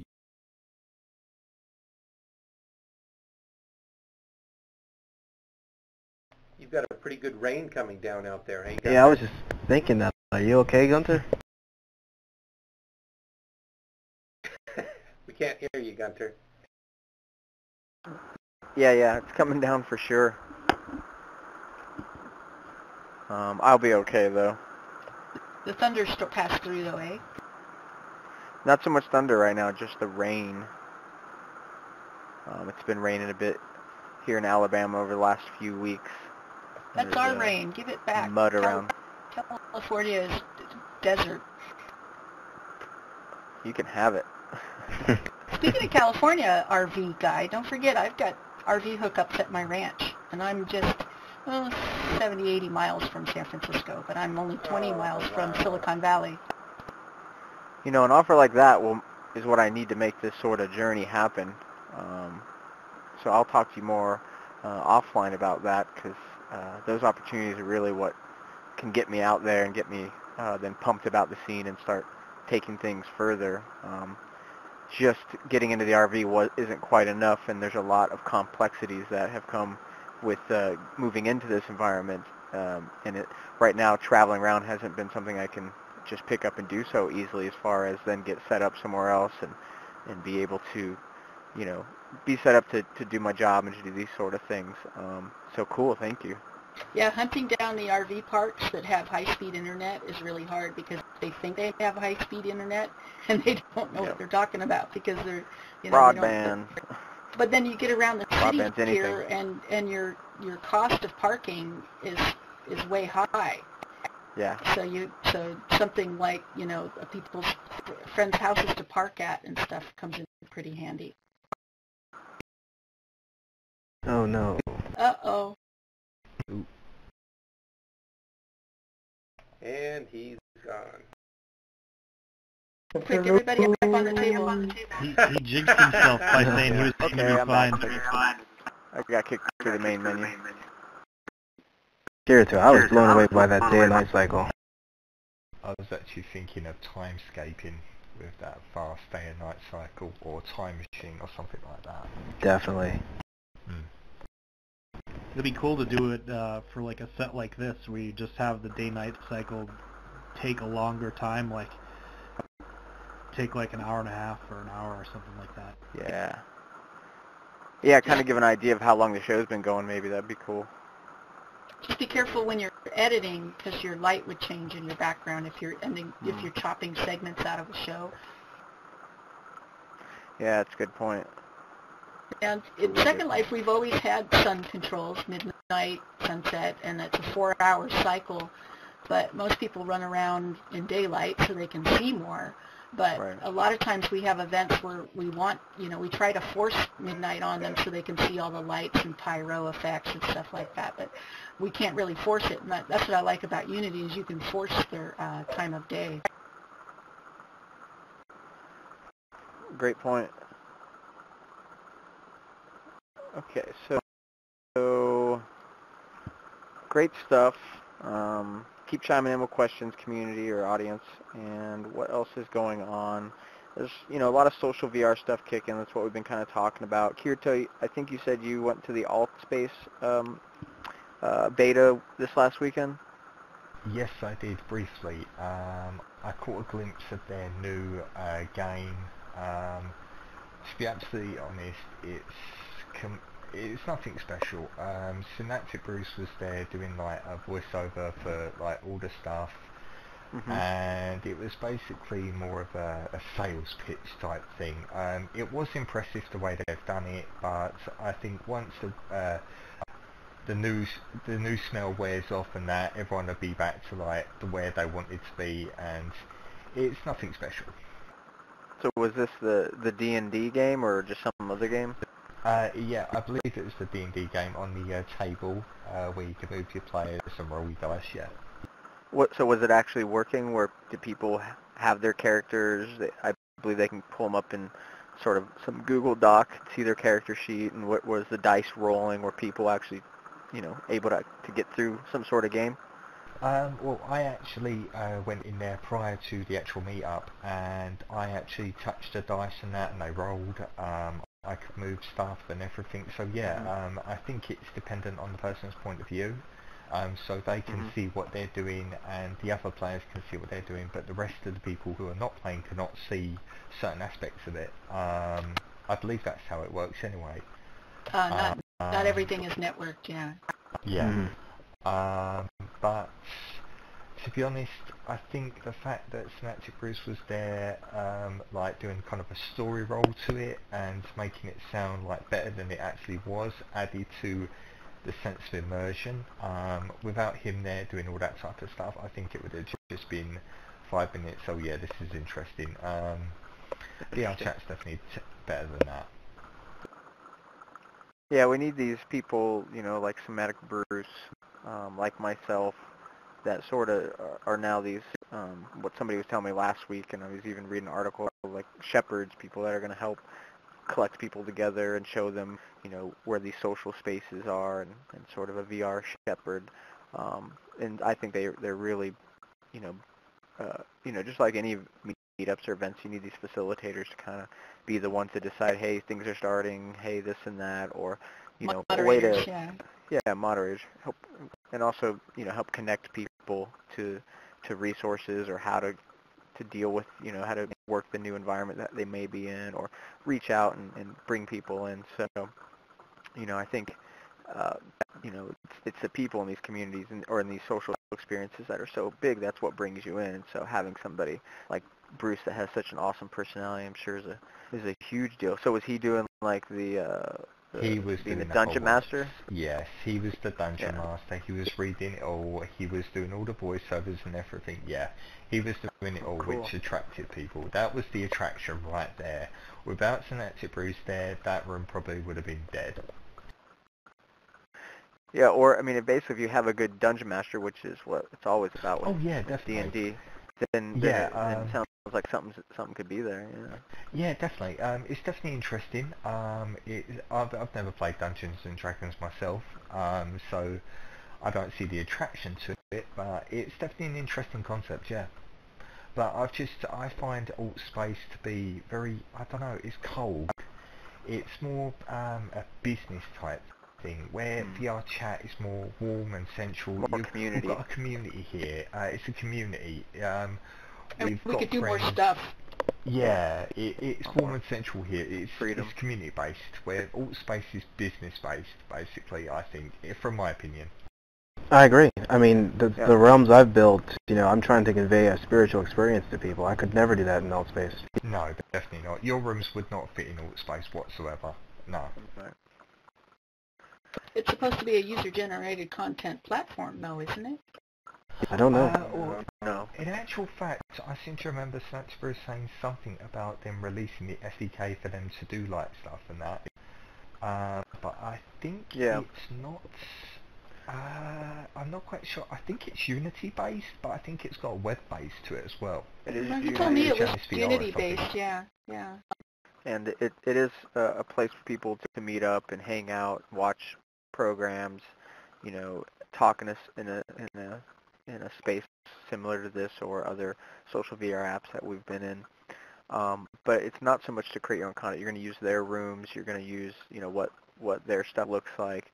However, they did add that SDK option to have people help build out other activities. I think that you can do you can bring in the Dungeons & Dragons stuff or bring in web, content, basically even 3D stuff that's on the web to display it there in person. But it's definitely not a whole room creator or sort of metaverse thing that we've been discussing. No, definitely not. Yeah, I'm sticking with Graham and Jesse. They got it going on. Yeah. I was thinking the only thing that they could have would be more of a show where, say, non-VR, famous people wanted to be interviewed or just, come in and people can see them and things like that. But we could do that here. And Gunter, you're kind of doing the same thing, I'm thinking that that's probably the only advantage they might have. I mean, the Super Bowl I thought was going to be pretty huge, but I know it was the first time it was ever done. Nope. I've been doing it in Second Life for 5 years. I get 900 people show up to my party. I'm doing Kentucky Derby next weekend. I'll get 700 people. All the girls come in their pretty hats, and I stream the game, the race live and everything. And I told him, I go, well, actually, I've been doing this in Second Life for many years now. I have a tailgate party with everything functions, the beer kegs. You can flip the hamburgers. There's cheerleaders. The girls come. I put out a cheerleader dance pad. They just hit the little dots, and they all go into a synchronized cheerleader dance. They sit there for hours doing these dances. And it wasn't the first time it's been done. I've been doing it for years. Well, that's awesome. I didn't know that, Cynthia, and that's incredible. And so, come to my Kentucky Derby party on Saturday. I'll do that. So Altspace could, we have Cindy here, and we have that experience to be able to make those kind of forums here, and I think that also is a great advantage. That's one example of having community work for you instead of having more of a business type environment. Yeah, I like the idea of all these social VR applications because they're bringing people in, and I think most of the people that attend one of these like the idea of social VR and want to attend other ones. It's really about getting the word out. I think sometimes some of us get locked into a certain platform and sometimes could benefit, I think, from going to some of these other ones like Altspace or Janus and whatnot to just meet their community. I think is a big idea, and us going to those communities would be a great way to talk about VRChat because I think those are people that want to be tapped into all of this. And Altspace has a nice look and it has things going for it. I haven't got to play with it enough. I was on vacation this weekend, so I couldn't do the beta, which I was interested in checking out. And there's some great folks in that community that come out. But you can't just create whatever you want like you can here. There's so many things I've wanted to do that we've been doing in Second Life for many years. I mean, nightclubs galore, and live performers galore, and RP galore. I mean, you just name it, it's getting done there, and we can do a lot of that stuff here. And these musicians, they come over with mailing lists of 1,000 to 5,000 fans. Yeah. So, but when they have a 5,000 member fan list, expect only 20 to show up. But yeah, I mean, the bigger the musician is, I mean, but the problem is we can't have them come over here and do cover tunes because that's kind of an ASCAP BMI thing. But we can do DJs all day long with licensed servers, And everybody loves DJs too. I mean, there's just so much we can do to just, what I don't see here is people hanging out during the day, whereas my Sims in Second Life get 500 to 700 people, 700 people on a weekend during the day, 500 a day on a weekday, a Monday maybe 400. But that's a lot of people coming and hanging out. I want to see that in VRChat. I don't want to see the list empty. I want to see 10 people in each room. Well, it's also a matter of publicity. I mean, Second Life is extremely famous. It's been around for a very long time. If VRChat gets that kind of publicity, we could definitely do that. I mean, ultimately, I think AltSpace, VRChat, all of these things are going to connect and eventually create what I call the metaverse, or everybody calls the metaverse. And once giant companies like Valve or Facebook or whomever gets involved, it'll kind of be a subculture, I believe. Yeah, I think the big metaverses like Facebook and whatnot are going to want to be extensions of kind of what our families and that sort of situations connect through pictures, through live video, which now Facebook Messenger added sort of the Skype feature to, and add things like hang out in a VR space, like with your family, and maybe that's a view of your actual real life living space through some sort of 360 cameras that'll be available, or just some sort of virtual place. But I don't see them getting into those, like being able to customize your world situation. I feel like it would be stuff that you'd pick from and you would customize with your, content of like pictures or videos, or have conversations and choose a few different scenes or whatnot. But I don't know how they would exactly create, the metaverse. Facebook isn't the internet, whereas people can go and create whatever websites or put out whatever content they want out there. It doesn't have to be part of Facebook, but Facebook does offer, I think, a great thing for people to connect. And I always wonder what their kind of thing with Oculus is going to entail. Well, basically, it wasn't about turning Facebook into a VR thing. It was about Facebook having their hand in the new tech. Yeah. In what's coming. Facebook's not going to change, I don't think, that much. It's just they just wanted to be big players in the game. They see it coming, and we see it coming, but the average person doesn't. They talked about sort of building the metaverse, or sort of starting that. They said they wanted 2 billion users. Or Friendster. Right. Yeah. They said they wanted 2 billion users in VR at some point. Well, the thing is there's a whole mechanism of the way people socialize online. See, here we are all civilized. We're all kind of G-rated here. We all treat each other really nice. You times this by 50 people, and you're going to have a few jerks. And you times it by 1,000 people, you're going to have a lot of jerks that are not nice to girls, for one thing. And or girls not nice to other people. I mean, it starts getting you'll see it as it grows, and trying to moderate that. I mean, with children, with our students, we cannot leave them ever unmoderated, because one bad incident, one parent will shut down our whole operation by, oh, my daughter was harassed or my son was bullied. Well, adults are just as bad. And so we need to establish these tools as room owners or as administrators that within VRChat to nip this stuff before it happens. There's also a balance between freedom versus, making sure things are that way, I think. In that case, I think I need to have a talk with someone about who was bullying me the other day. Tom was there. Yeah, we definitely need people to deal with that sort of thing. Cindy, you're able to bring this knowledge from doing events, and if somebody was trolling right now, they would pretty much kill the event and have to deal with them, and it's just a waste of people's time. So I think you bring up some valid points. In 2008, I had Buzz Aldrin streaming into 16 Sims with 4,000 avatars watching, and there were 500 people in the room. And Penis Man comes flying by, dropping F-bombs. And this is on a big screen behind an Apollo astronaut, and he's giving a keynote. And the people in the audience are laughing, And so he thinks they're laughing at his jokes, and I look at my director, I go, do I pull this? What do I do? Because I couldn't get the NASA people to close the sim. I said, once it's full, close the doors so that we can control the audience that was here, and they refused, and that's what they got. And that was very, very, very unprofessional. I mean, you know, and we had no control over it. Well, I didn't have any control over it. They wouldn't let me control it. So that's just one example of how a really big thing could go bad fast.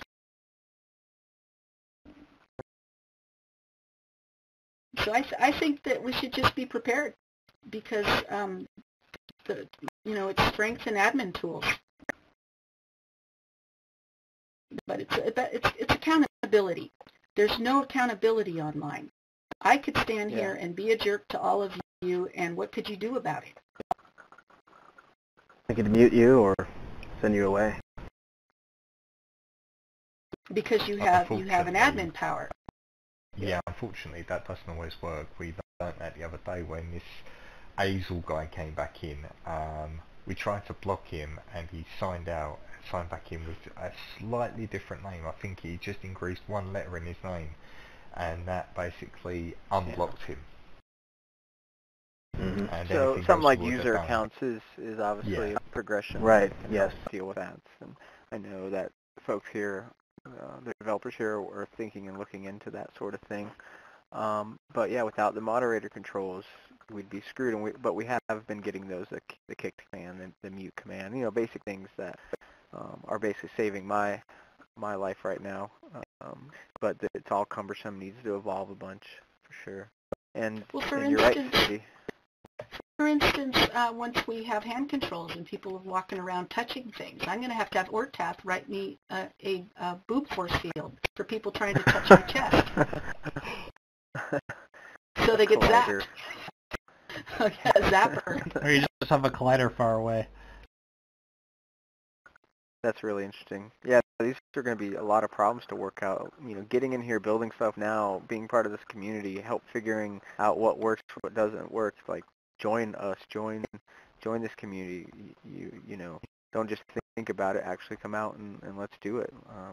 It's great to get them in the beginning of something like this because things are going to need to scale, and just the advice from you, Cindy, on how to deal with the groups, the social part of things, like. And you're right, like, we're going to need this more than ever soon when consumer hits or, when PewDiePie comes in here or something stupid like that, or, the masses are coming, and we should be prepared ahead of time and not have to just react to it and be trying to play catch-up every week or something like that. Well, the problem with someone having a bad experience, say somebody comes here for the first time and they get harassed by a troll, they're going to take that to social media saying VRChat sucks. There's creeps in there. Right. So we have to get a handle on that before it even starts. I agree, and also you have to remember in VR things are much more personal. I mean, and I'm sitting next to you. I feel like I'm just a few feet from you guys, and if someone's doing things like that, it can really, for a first-time user, it could definitely affect them.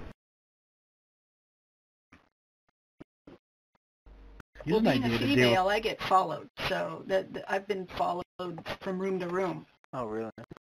Yeah, they just won't leave me alone. So, but it's nothing I can't handle. It's just I feel sorry for the person that is. Here's the thing. I'm an administrator, right? I'm an estate owner, and I get girls that call me up about some guy harassing them when she has the tool to mute him, block him, or leave, but she has to throw a big fit. She has to, because she's been violated by a person that did something to her. We're going to have people like that, male and female, that are going to be crybabies. And those crybabies are the ones that might take their experience and spread the word that they had a bad experience here. So we really want everybody to have the best experience. And on my Sims, all my admins are called park rangers because it's a national park theme. And we're to be nice. Everything's about being nice. Sorry you can't do that here. I'm sorry you have to wear clothes if you want to stay here. I'm sorry that you can't talk to our other guests like that. You're going to have to leave, and then we kick the boot button. But a lot of times they're innocent before we we assume they're innocent before they're guilty. They really have to push our buttons for us to just, do the full ban, because they don't realize they're breaking the rules. So we give them the benefit of the doubt. But a troll is a troll. Yep. What about making a troll muted and invisible to everybody so that they can just jump around and be an idiot all they want and no one else can hear and see them? That's a good idea. We had thought about new people being invisible, that people couldn't see them, but they could see others, or they couldn't see anybody, and it was just a place that was empty for them to explore. But once they moved up a level with their account, maybe a subscription or something, then they could see people. I mean, we're always trying to think of ways for it to be, for no one to ever walk away unhappy. That's a good idea. I think that if we all had the ability, like for instance, if I didn't like somebody sitting over there, I could just push a button on my keyboard and they vanish and I can't hear them. And if we all had that ability, I think that would probably take care of it pretty quickly. So I agree with that. In Second Life, they disappear, but they can still push you. They can still shove you down the street if you're walking, but you can't see them. And I think they need to do something about that, because it makes the girls cry and they call up and they go, blah, blah, blah, blah, blah. I can't wait for those. No, literally, they cry. I'm sure. But yeah, we have to, make it so they can't push them down and those sorts of things. And, for the short term, I definitely want the ability to make somebody invisible. Right, and make them invisible, can't hear them, and no colliders, and they just essentially become a ghost. Yeah, and they won't know it. They'll be able to have it so that they can see themselves and they can jump around and be idiots and yell at everyone, and everyone will just be like, they'll just think that they're being ignored. Instant troll defense. Yeah, the only way to deal with troll is to ignore them, and so then you would actually be able to do that with that scenario. And then yeah, because they thrive on attention. That's the whole right. reason for trolling. Yeah. Yeah, so take the attention away, which can totally happen. So put that on our wish list. Troll button. We got it. That would definitely work. We should make that happen. For the visitors as well as the room owners, because it's the visitors that are helpless. They're the ones that have to call for help. We should not have anyone have to call for help. They should be able to learn how to handle it on their own and be zero harassment. Yeah, I'm going to bring up some ideas to Jesse and Graham about UI. I think I can help draw out some better ideas for the user experience here as far as, the menus we have access to. I think some of that can be worked on to make things a little easier to get into VRChat, and definitely having a menu to pick up, to pull up the list of names in the room and choose to do those things, and make it very easy, not command-based, of course, and just some sort of newer look, which maybe would tie into the whole avatar selection. I think that's another part of user experience here that we want to make easy for people to switch in and out of avatars and all that. Yeah, it's still kind of all in dev mode. I think they're trying to work out some heavier things. They said eventually they'd hire a graphical designer. And I'm thinking have a contest to how they'd like it to look. Because that's what Second Life did. They went and redesigned into a whole new viewer without asking any of us what we wanted, needed, or whatever. And we never used it. A third party developed another viewer for us, because they made everything harder to do with this new thing. They hired a company that didn't even use the platform to design the new interface. Mm-hmm. So I think what would be cool is if they had a contest of the users or the user devs to have sketch out a design that might work for all of us. Yeah, I like that.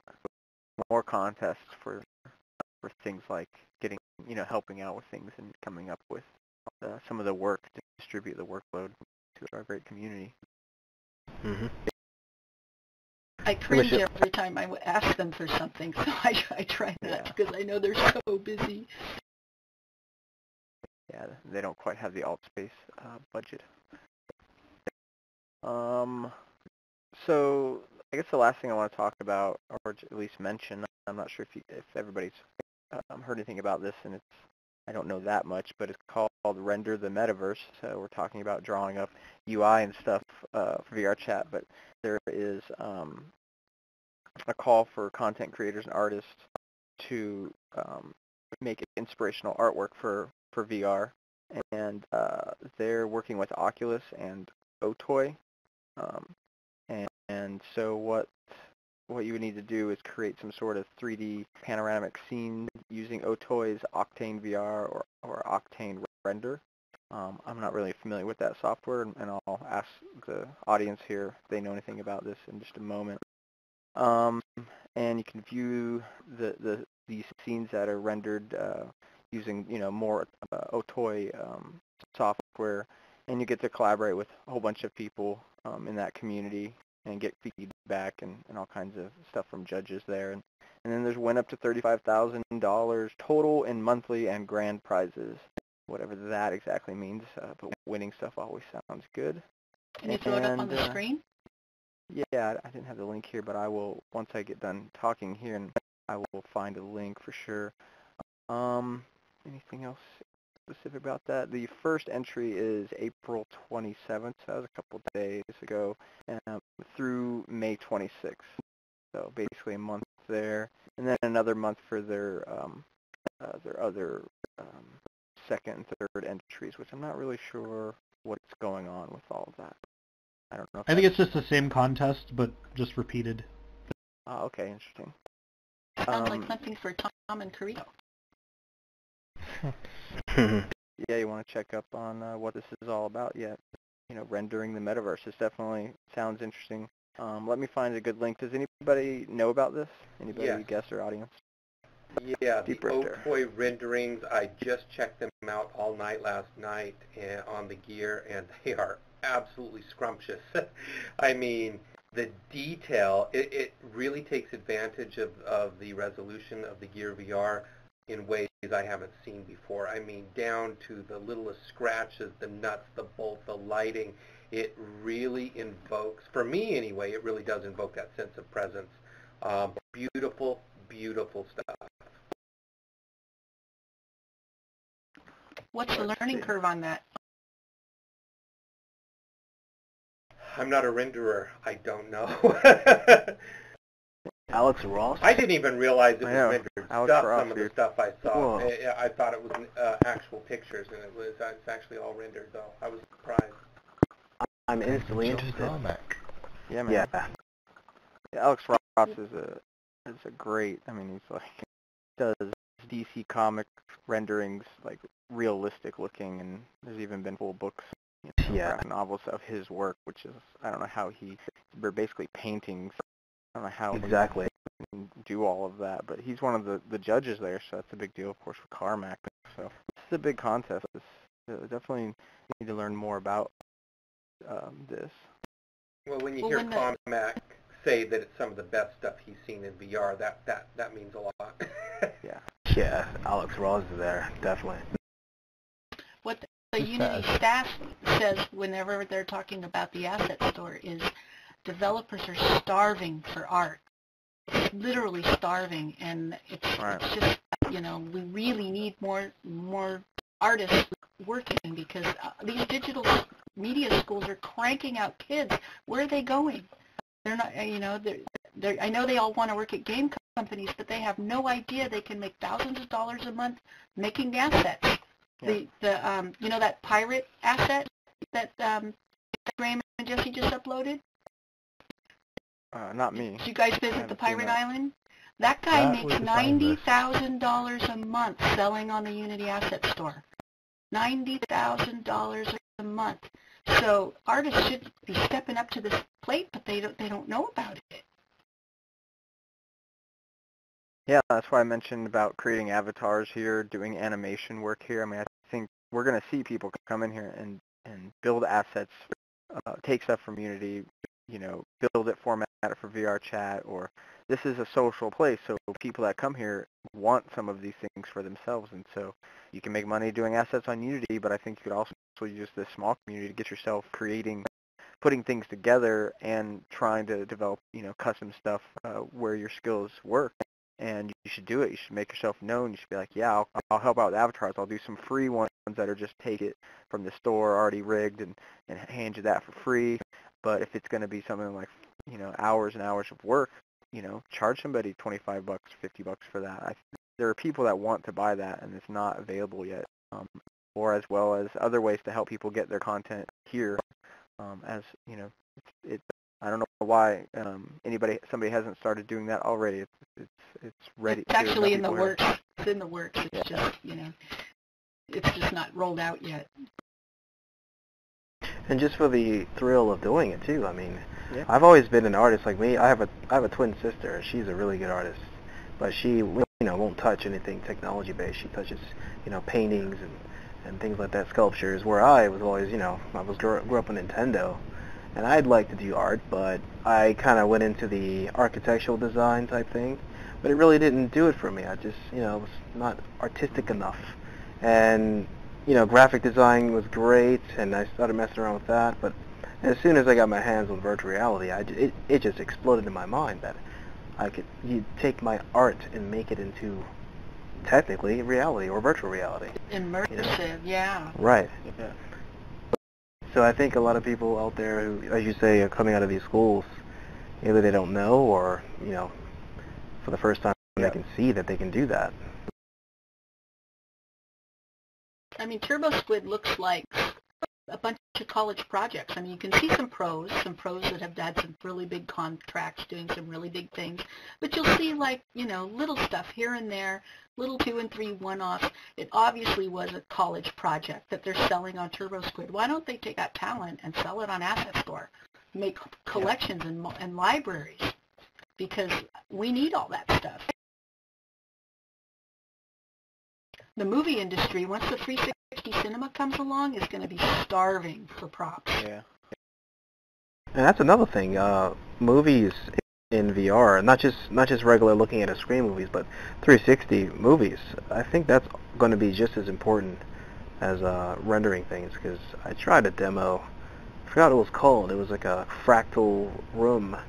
It was all around me, and it was indistinguishable from being. I could have sworn it was just like being in this room, but it was actually a movie. It was a video. So I definitely wouldn't underestimate the video aspect of virtual reality. Well, script writers and editors have to learn all over again a whole new way of transitioning. So we're used to seeing cut edits and dissolve edits and all that. Those don't work in VR, and they've got to come up with new ways to make it easy on the viewer and options for the viewer to, because when you're storytelling and you're in immersion, that's a challenge. It's a totally new platform. I mean, we're used to looking at a 2D screen for over a century now, and it's a narrative. It's a motion picture. You're staring at a picture and it's moving, so you can look at that. You get a unique perspective of that frame. But in real life, if you were to say go on a bus and there was something going on in the bus, you're sitting in a seat, you're looking around, you're getting your unique perspective. Say someone else has another seat, they're getting a unique perspective. So it's kind of a 3D, like you say, way of looking at it. So or like a fly on the wall. Right. So it's like, hopefully we can keep the old narrative where we're looking at a screen, but perhaps they can add both. But it's going to kind of go away, the staring at a screen narrative. It might be path-based. More of the... We may go down a path. We don't realize we're going down a path, but we're going down a path of the scene changes. You may not even be walking. You may just be thrown into that bus seat. In a soft transition that doesn't blow your eyeballs out, because zooms and pans, they suck your eyeballs in and out, and it's uncomfortable. So I mean, they have to reinvent the script and transitioning, and I can't wait to see this all happen. Me personally, I'd like to see the faceless lead actor, basically, where a guy or a girl is the lead actor in a movie, and he's basically wearing a 360 cam the entire time, and I am that person. Oh my God, you're right. Yeah, I dreamt that. And it's like, and you just nailed it. You're the lead actor. Right. Everyone is the lead actor. I mean, it's kind of what you do when you watch a movie. You kind of just go there. You suspend your disbelief, and you say, I am that character. And there's supporting actors or actresses, and you're the character, so you're looking at them as if it's actually happening to you. Now that's something I would bank on. We should talk. We might invest in that. Also. I could see you also changing to other people, other characters in the movie or whatever it is. Or with your friends. For a while, you might be a main character, but then for a little bit at another time, instead of like a way of doing cuts, like what cuts do is break things up, but this could sort of break up your experience to where you're experiencing as one person and later experiencing at another, and maybe come back around, just, whatever makes sense. I'd imagine you'd have to do it not so fast cuts, but these would be shifts every now and then, every scene maybe. Definitely, and of course, in Ready Player One, they had ones where you actually have to act it out and have to speak to keep the narrative going. Yeah, like War Game, they turned the actual performance into a game where you had to speak the exact lines and the parts from the 80s classic war games, and yeah, I found that to be awesome. There's a bunch of us remember, have quotes from movies that we love and whatnot, and have seen certain movies a million times, and know we could get in there and quote, and I just think that'd be a really cool experience. I'm not sure how far we are from something like that. Well, not too far. And with the 360 cameras, I mean, you have to remember, it's happening to you. So it's not like you're just watching it anymore. You're going through it. So, if you're in a car and your car gets hit by something and you jump out of the car and someone's like, yeah, what happened to you? You can say it because you were there. You weren't just watching it, I think that people will really enjoy that experience. It'll be such a personal experience.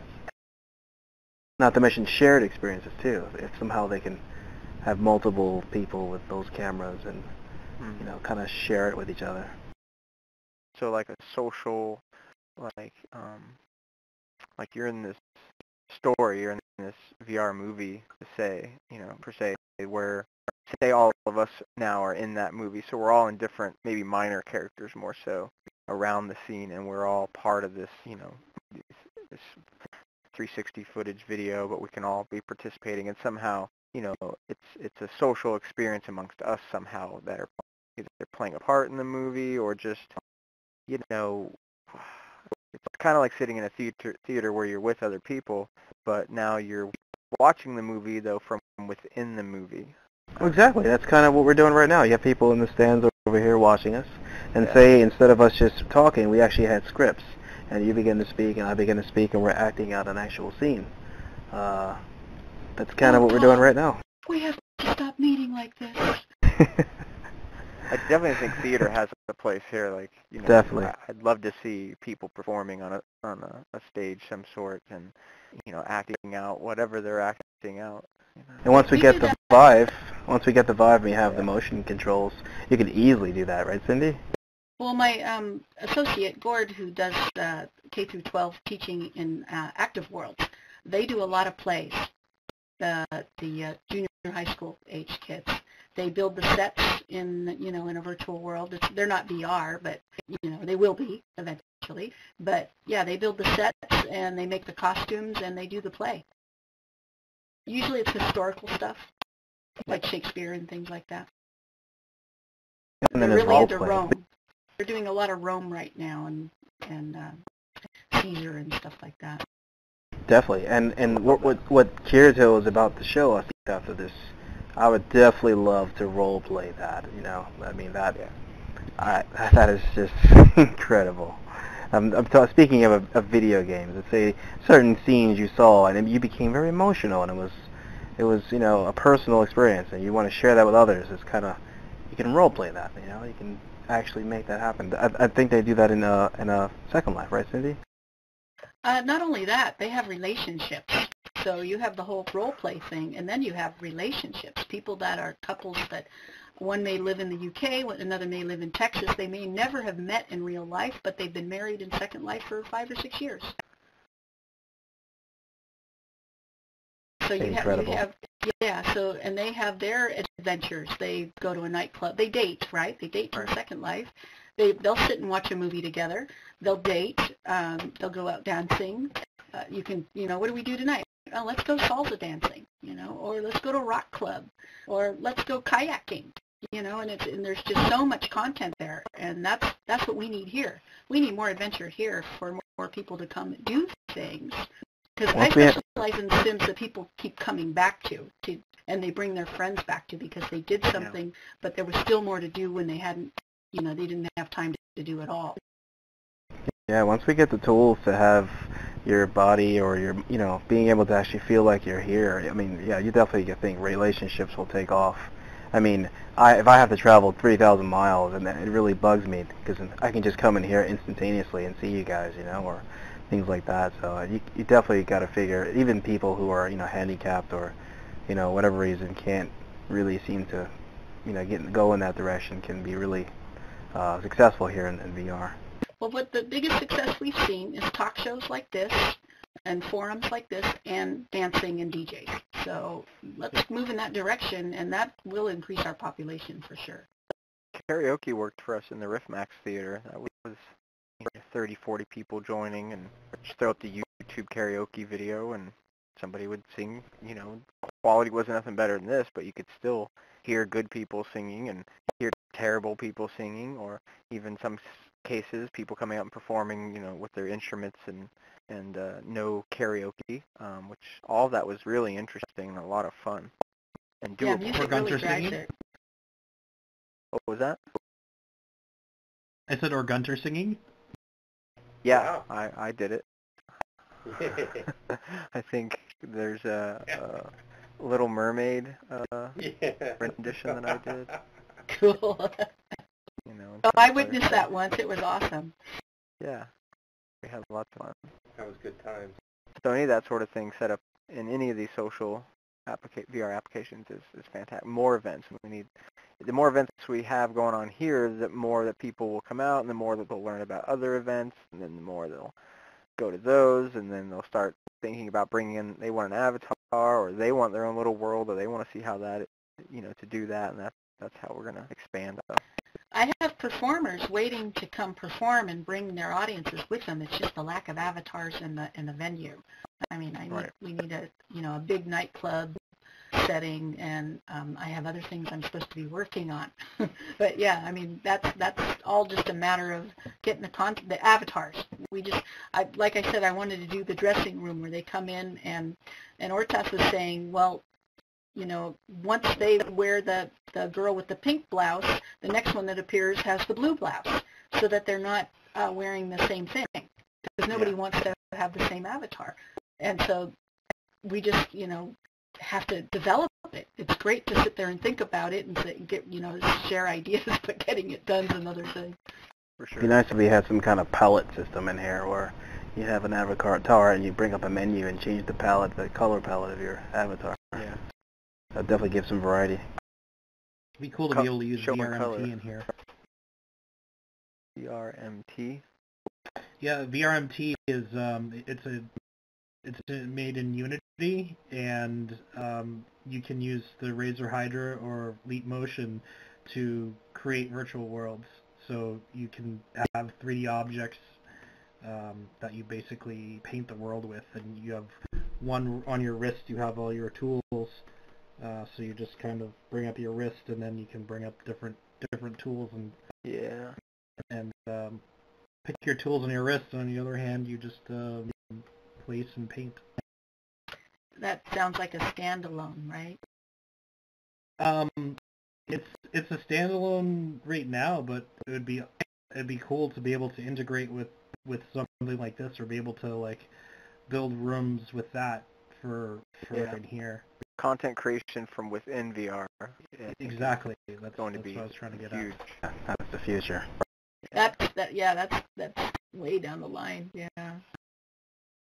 Well, there are some people sort of working on that, and I remember STEM, had something they wanted to release where you could create, with hydras or stems or whatever, some basic things would be really cool. Bring it in, if they could at least bring these shapes into their worlds, or I think you'd have to create it and export it and import it in. Right now, I don't, something like integrating like that into like a VRChat, and that definitely sounds a bit further down the line for sure. Yeah, because you need asset servers and inventory systems and save states. So say like I rearrange the furniture in the room, when I come back it's got to be in the same spot, whereas, rooms all reset when we leave them.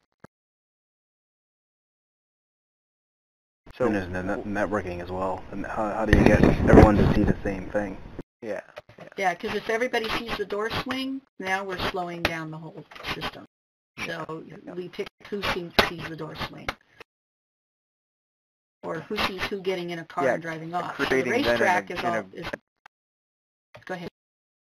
No, yeah, the race car thing is already challenging to get things synchronized there. I think it's a trick to be worked out. Yeah, it's networked so that we all see somebody driving a car. Otherwise, they would be driving the car, but we would still see the car sitting there. Yeah. Definitely need some new tech in the networking area. It's a matter of cost. So the more you network, the more you're going to lag your room, your scene.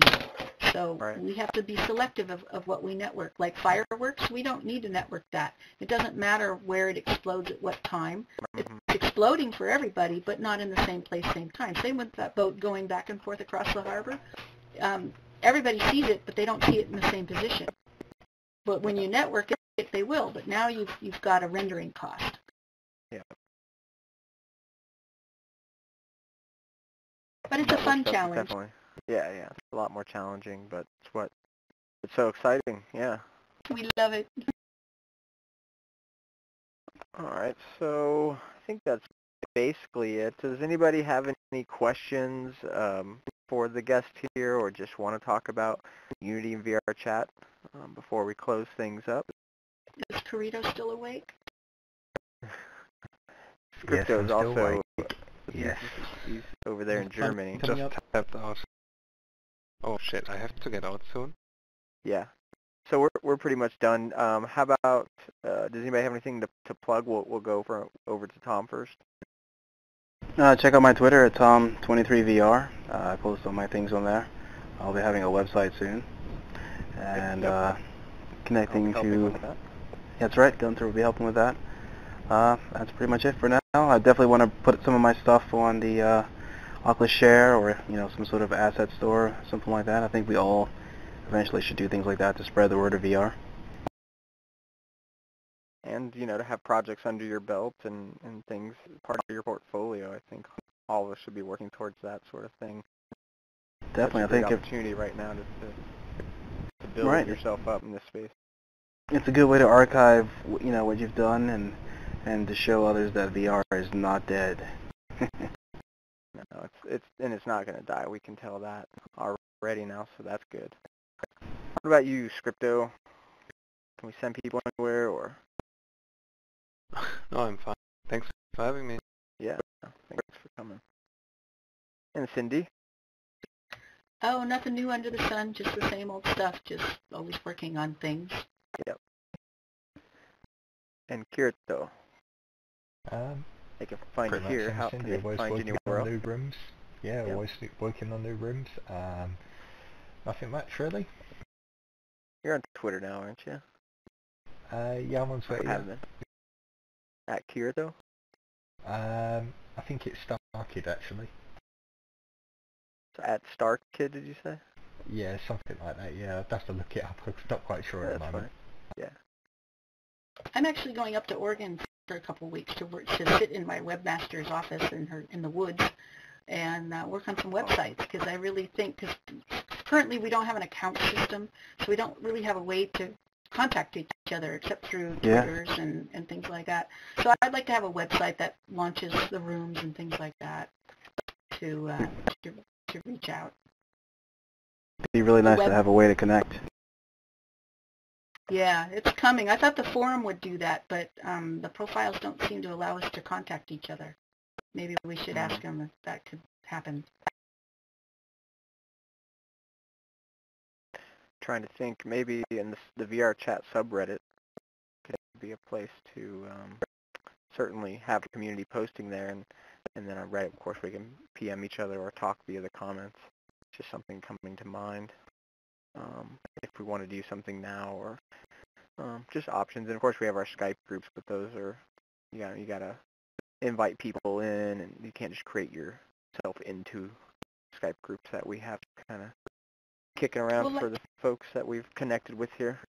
Yeah, because when we meet people in here, it's like it's always a lost connection. Yeah. You don't have a way to instantly transfer information unless you get them to write it down. But once we can paste a website and then they can copy and paste it into a browser, that'll be cool. Yeah. Even simple emails work. If there's a way we could just pass around emails to everyone, like a group email, something like that. Yeah, I could just say, hi, I'm Cindy in the forums, and then in the forums they could look me up, and if there was a way to do that, we all have a profile there if you've ever used it. I guess it'd be nice to have like, a tag, like our name tag, but have something else for, promoting something or writing some sort of sub-message, and we could, change that out easily. Oh, what is the method you change your name with? It's / what? SN for set name. So you don't have to do it from the main menu. You can do it from Is there a / terminal. If you hit escape and go to that little, chat box, type /SN space your name. So if you wanted to quickly give somebody your email address, you could do it that way. You could totally do it that way. Yep. Or you can say, you could add AFK. So you could do it on the fly, just like you can switch your avatar on the fly from that terminal as well. But you have to have your avatar URL in your clipboard, right? Yeah, you'll need that sort of thing.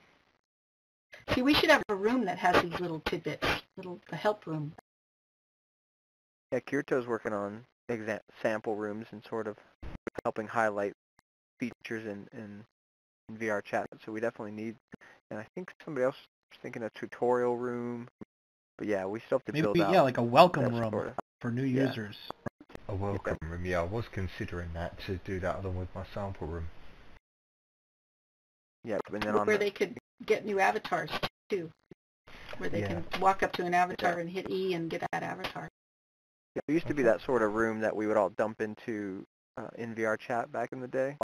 I think it was a little confusing to have to walk around, get an avatar, have to walk over here into a box that was for a room, and then it would be glitchy. So I think having, a regular interface makes sense to click in menus to get things you want, but also have that, like, new user. Are you a new user? Do you need to go through the tutorial, or do you want to get things set up? A button for that brings you into a room that walks you through all that.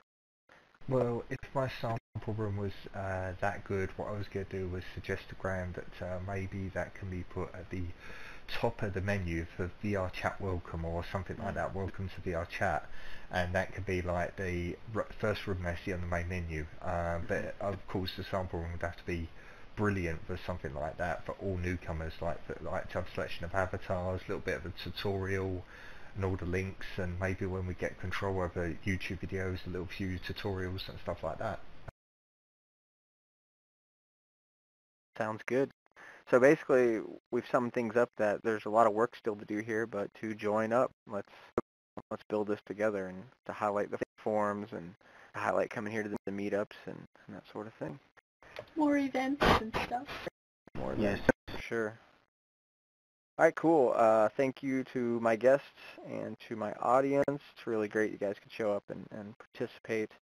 And thank you to Fructious for my avatar, and thanks to Kenny and Ortath for recording.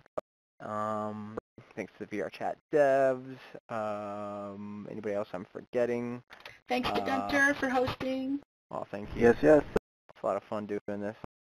So I'm in need of an editor. If anybody's interested in editing the weekly show, please let me know. It's a low barrier to entry. There's not much any fancy stuff that needs to happen, just basic editing.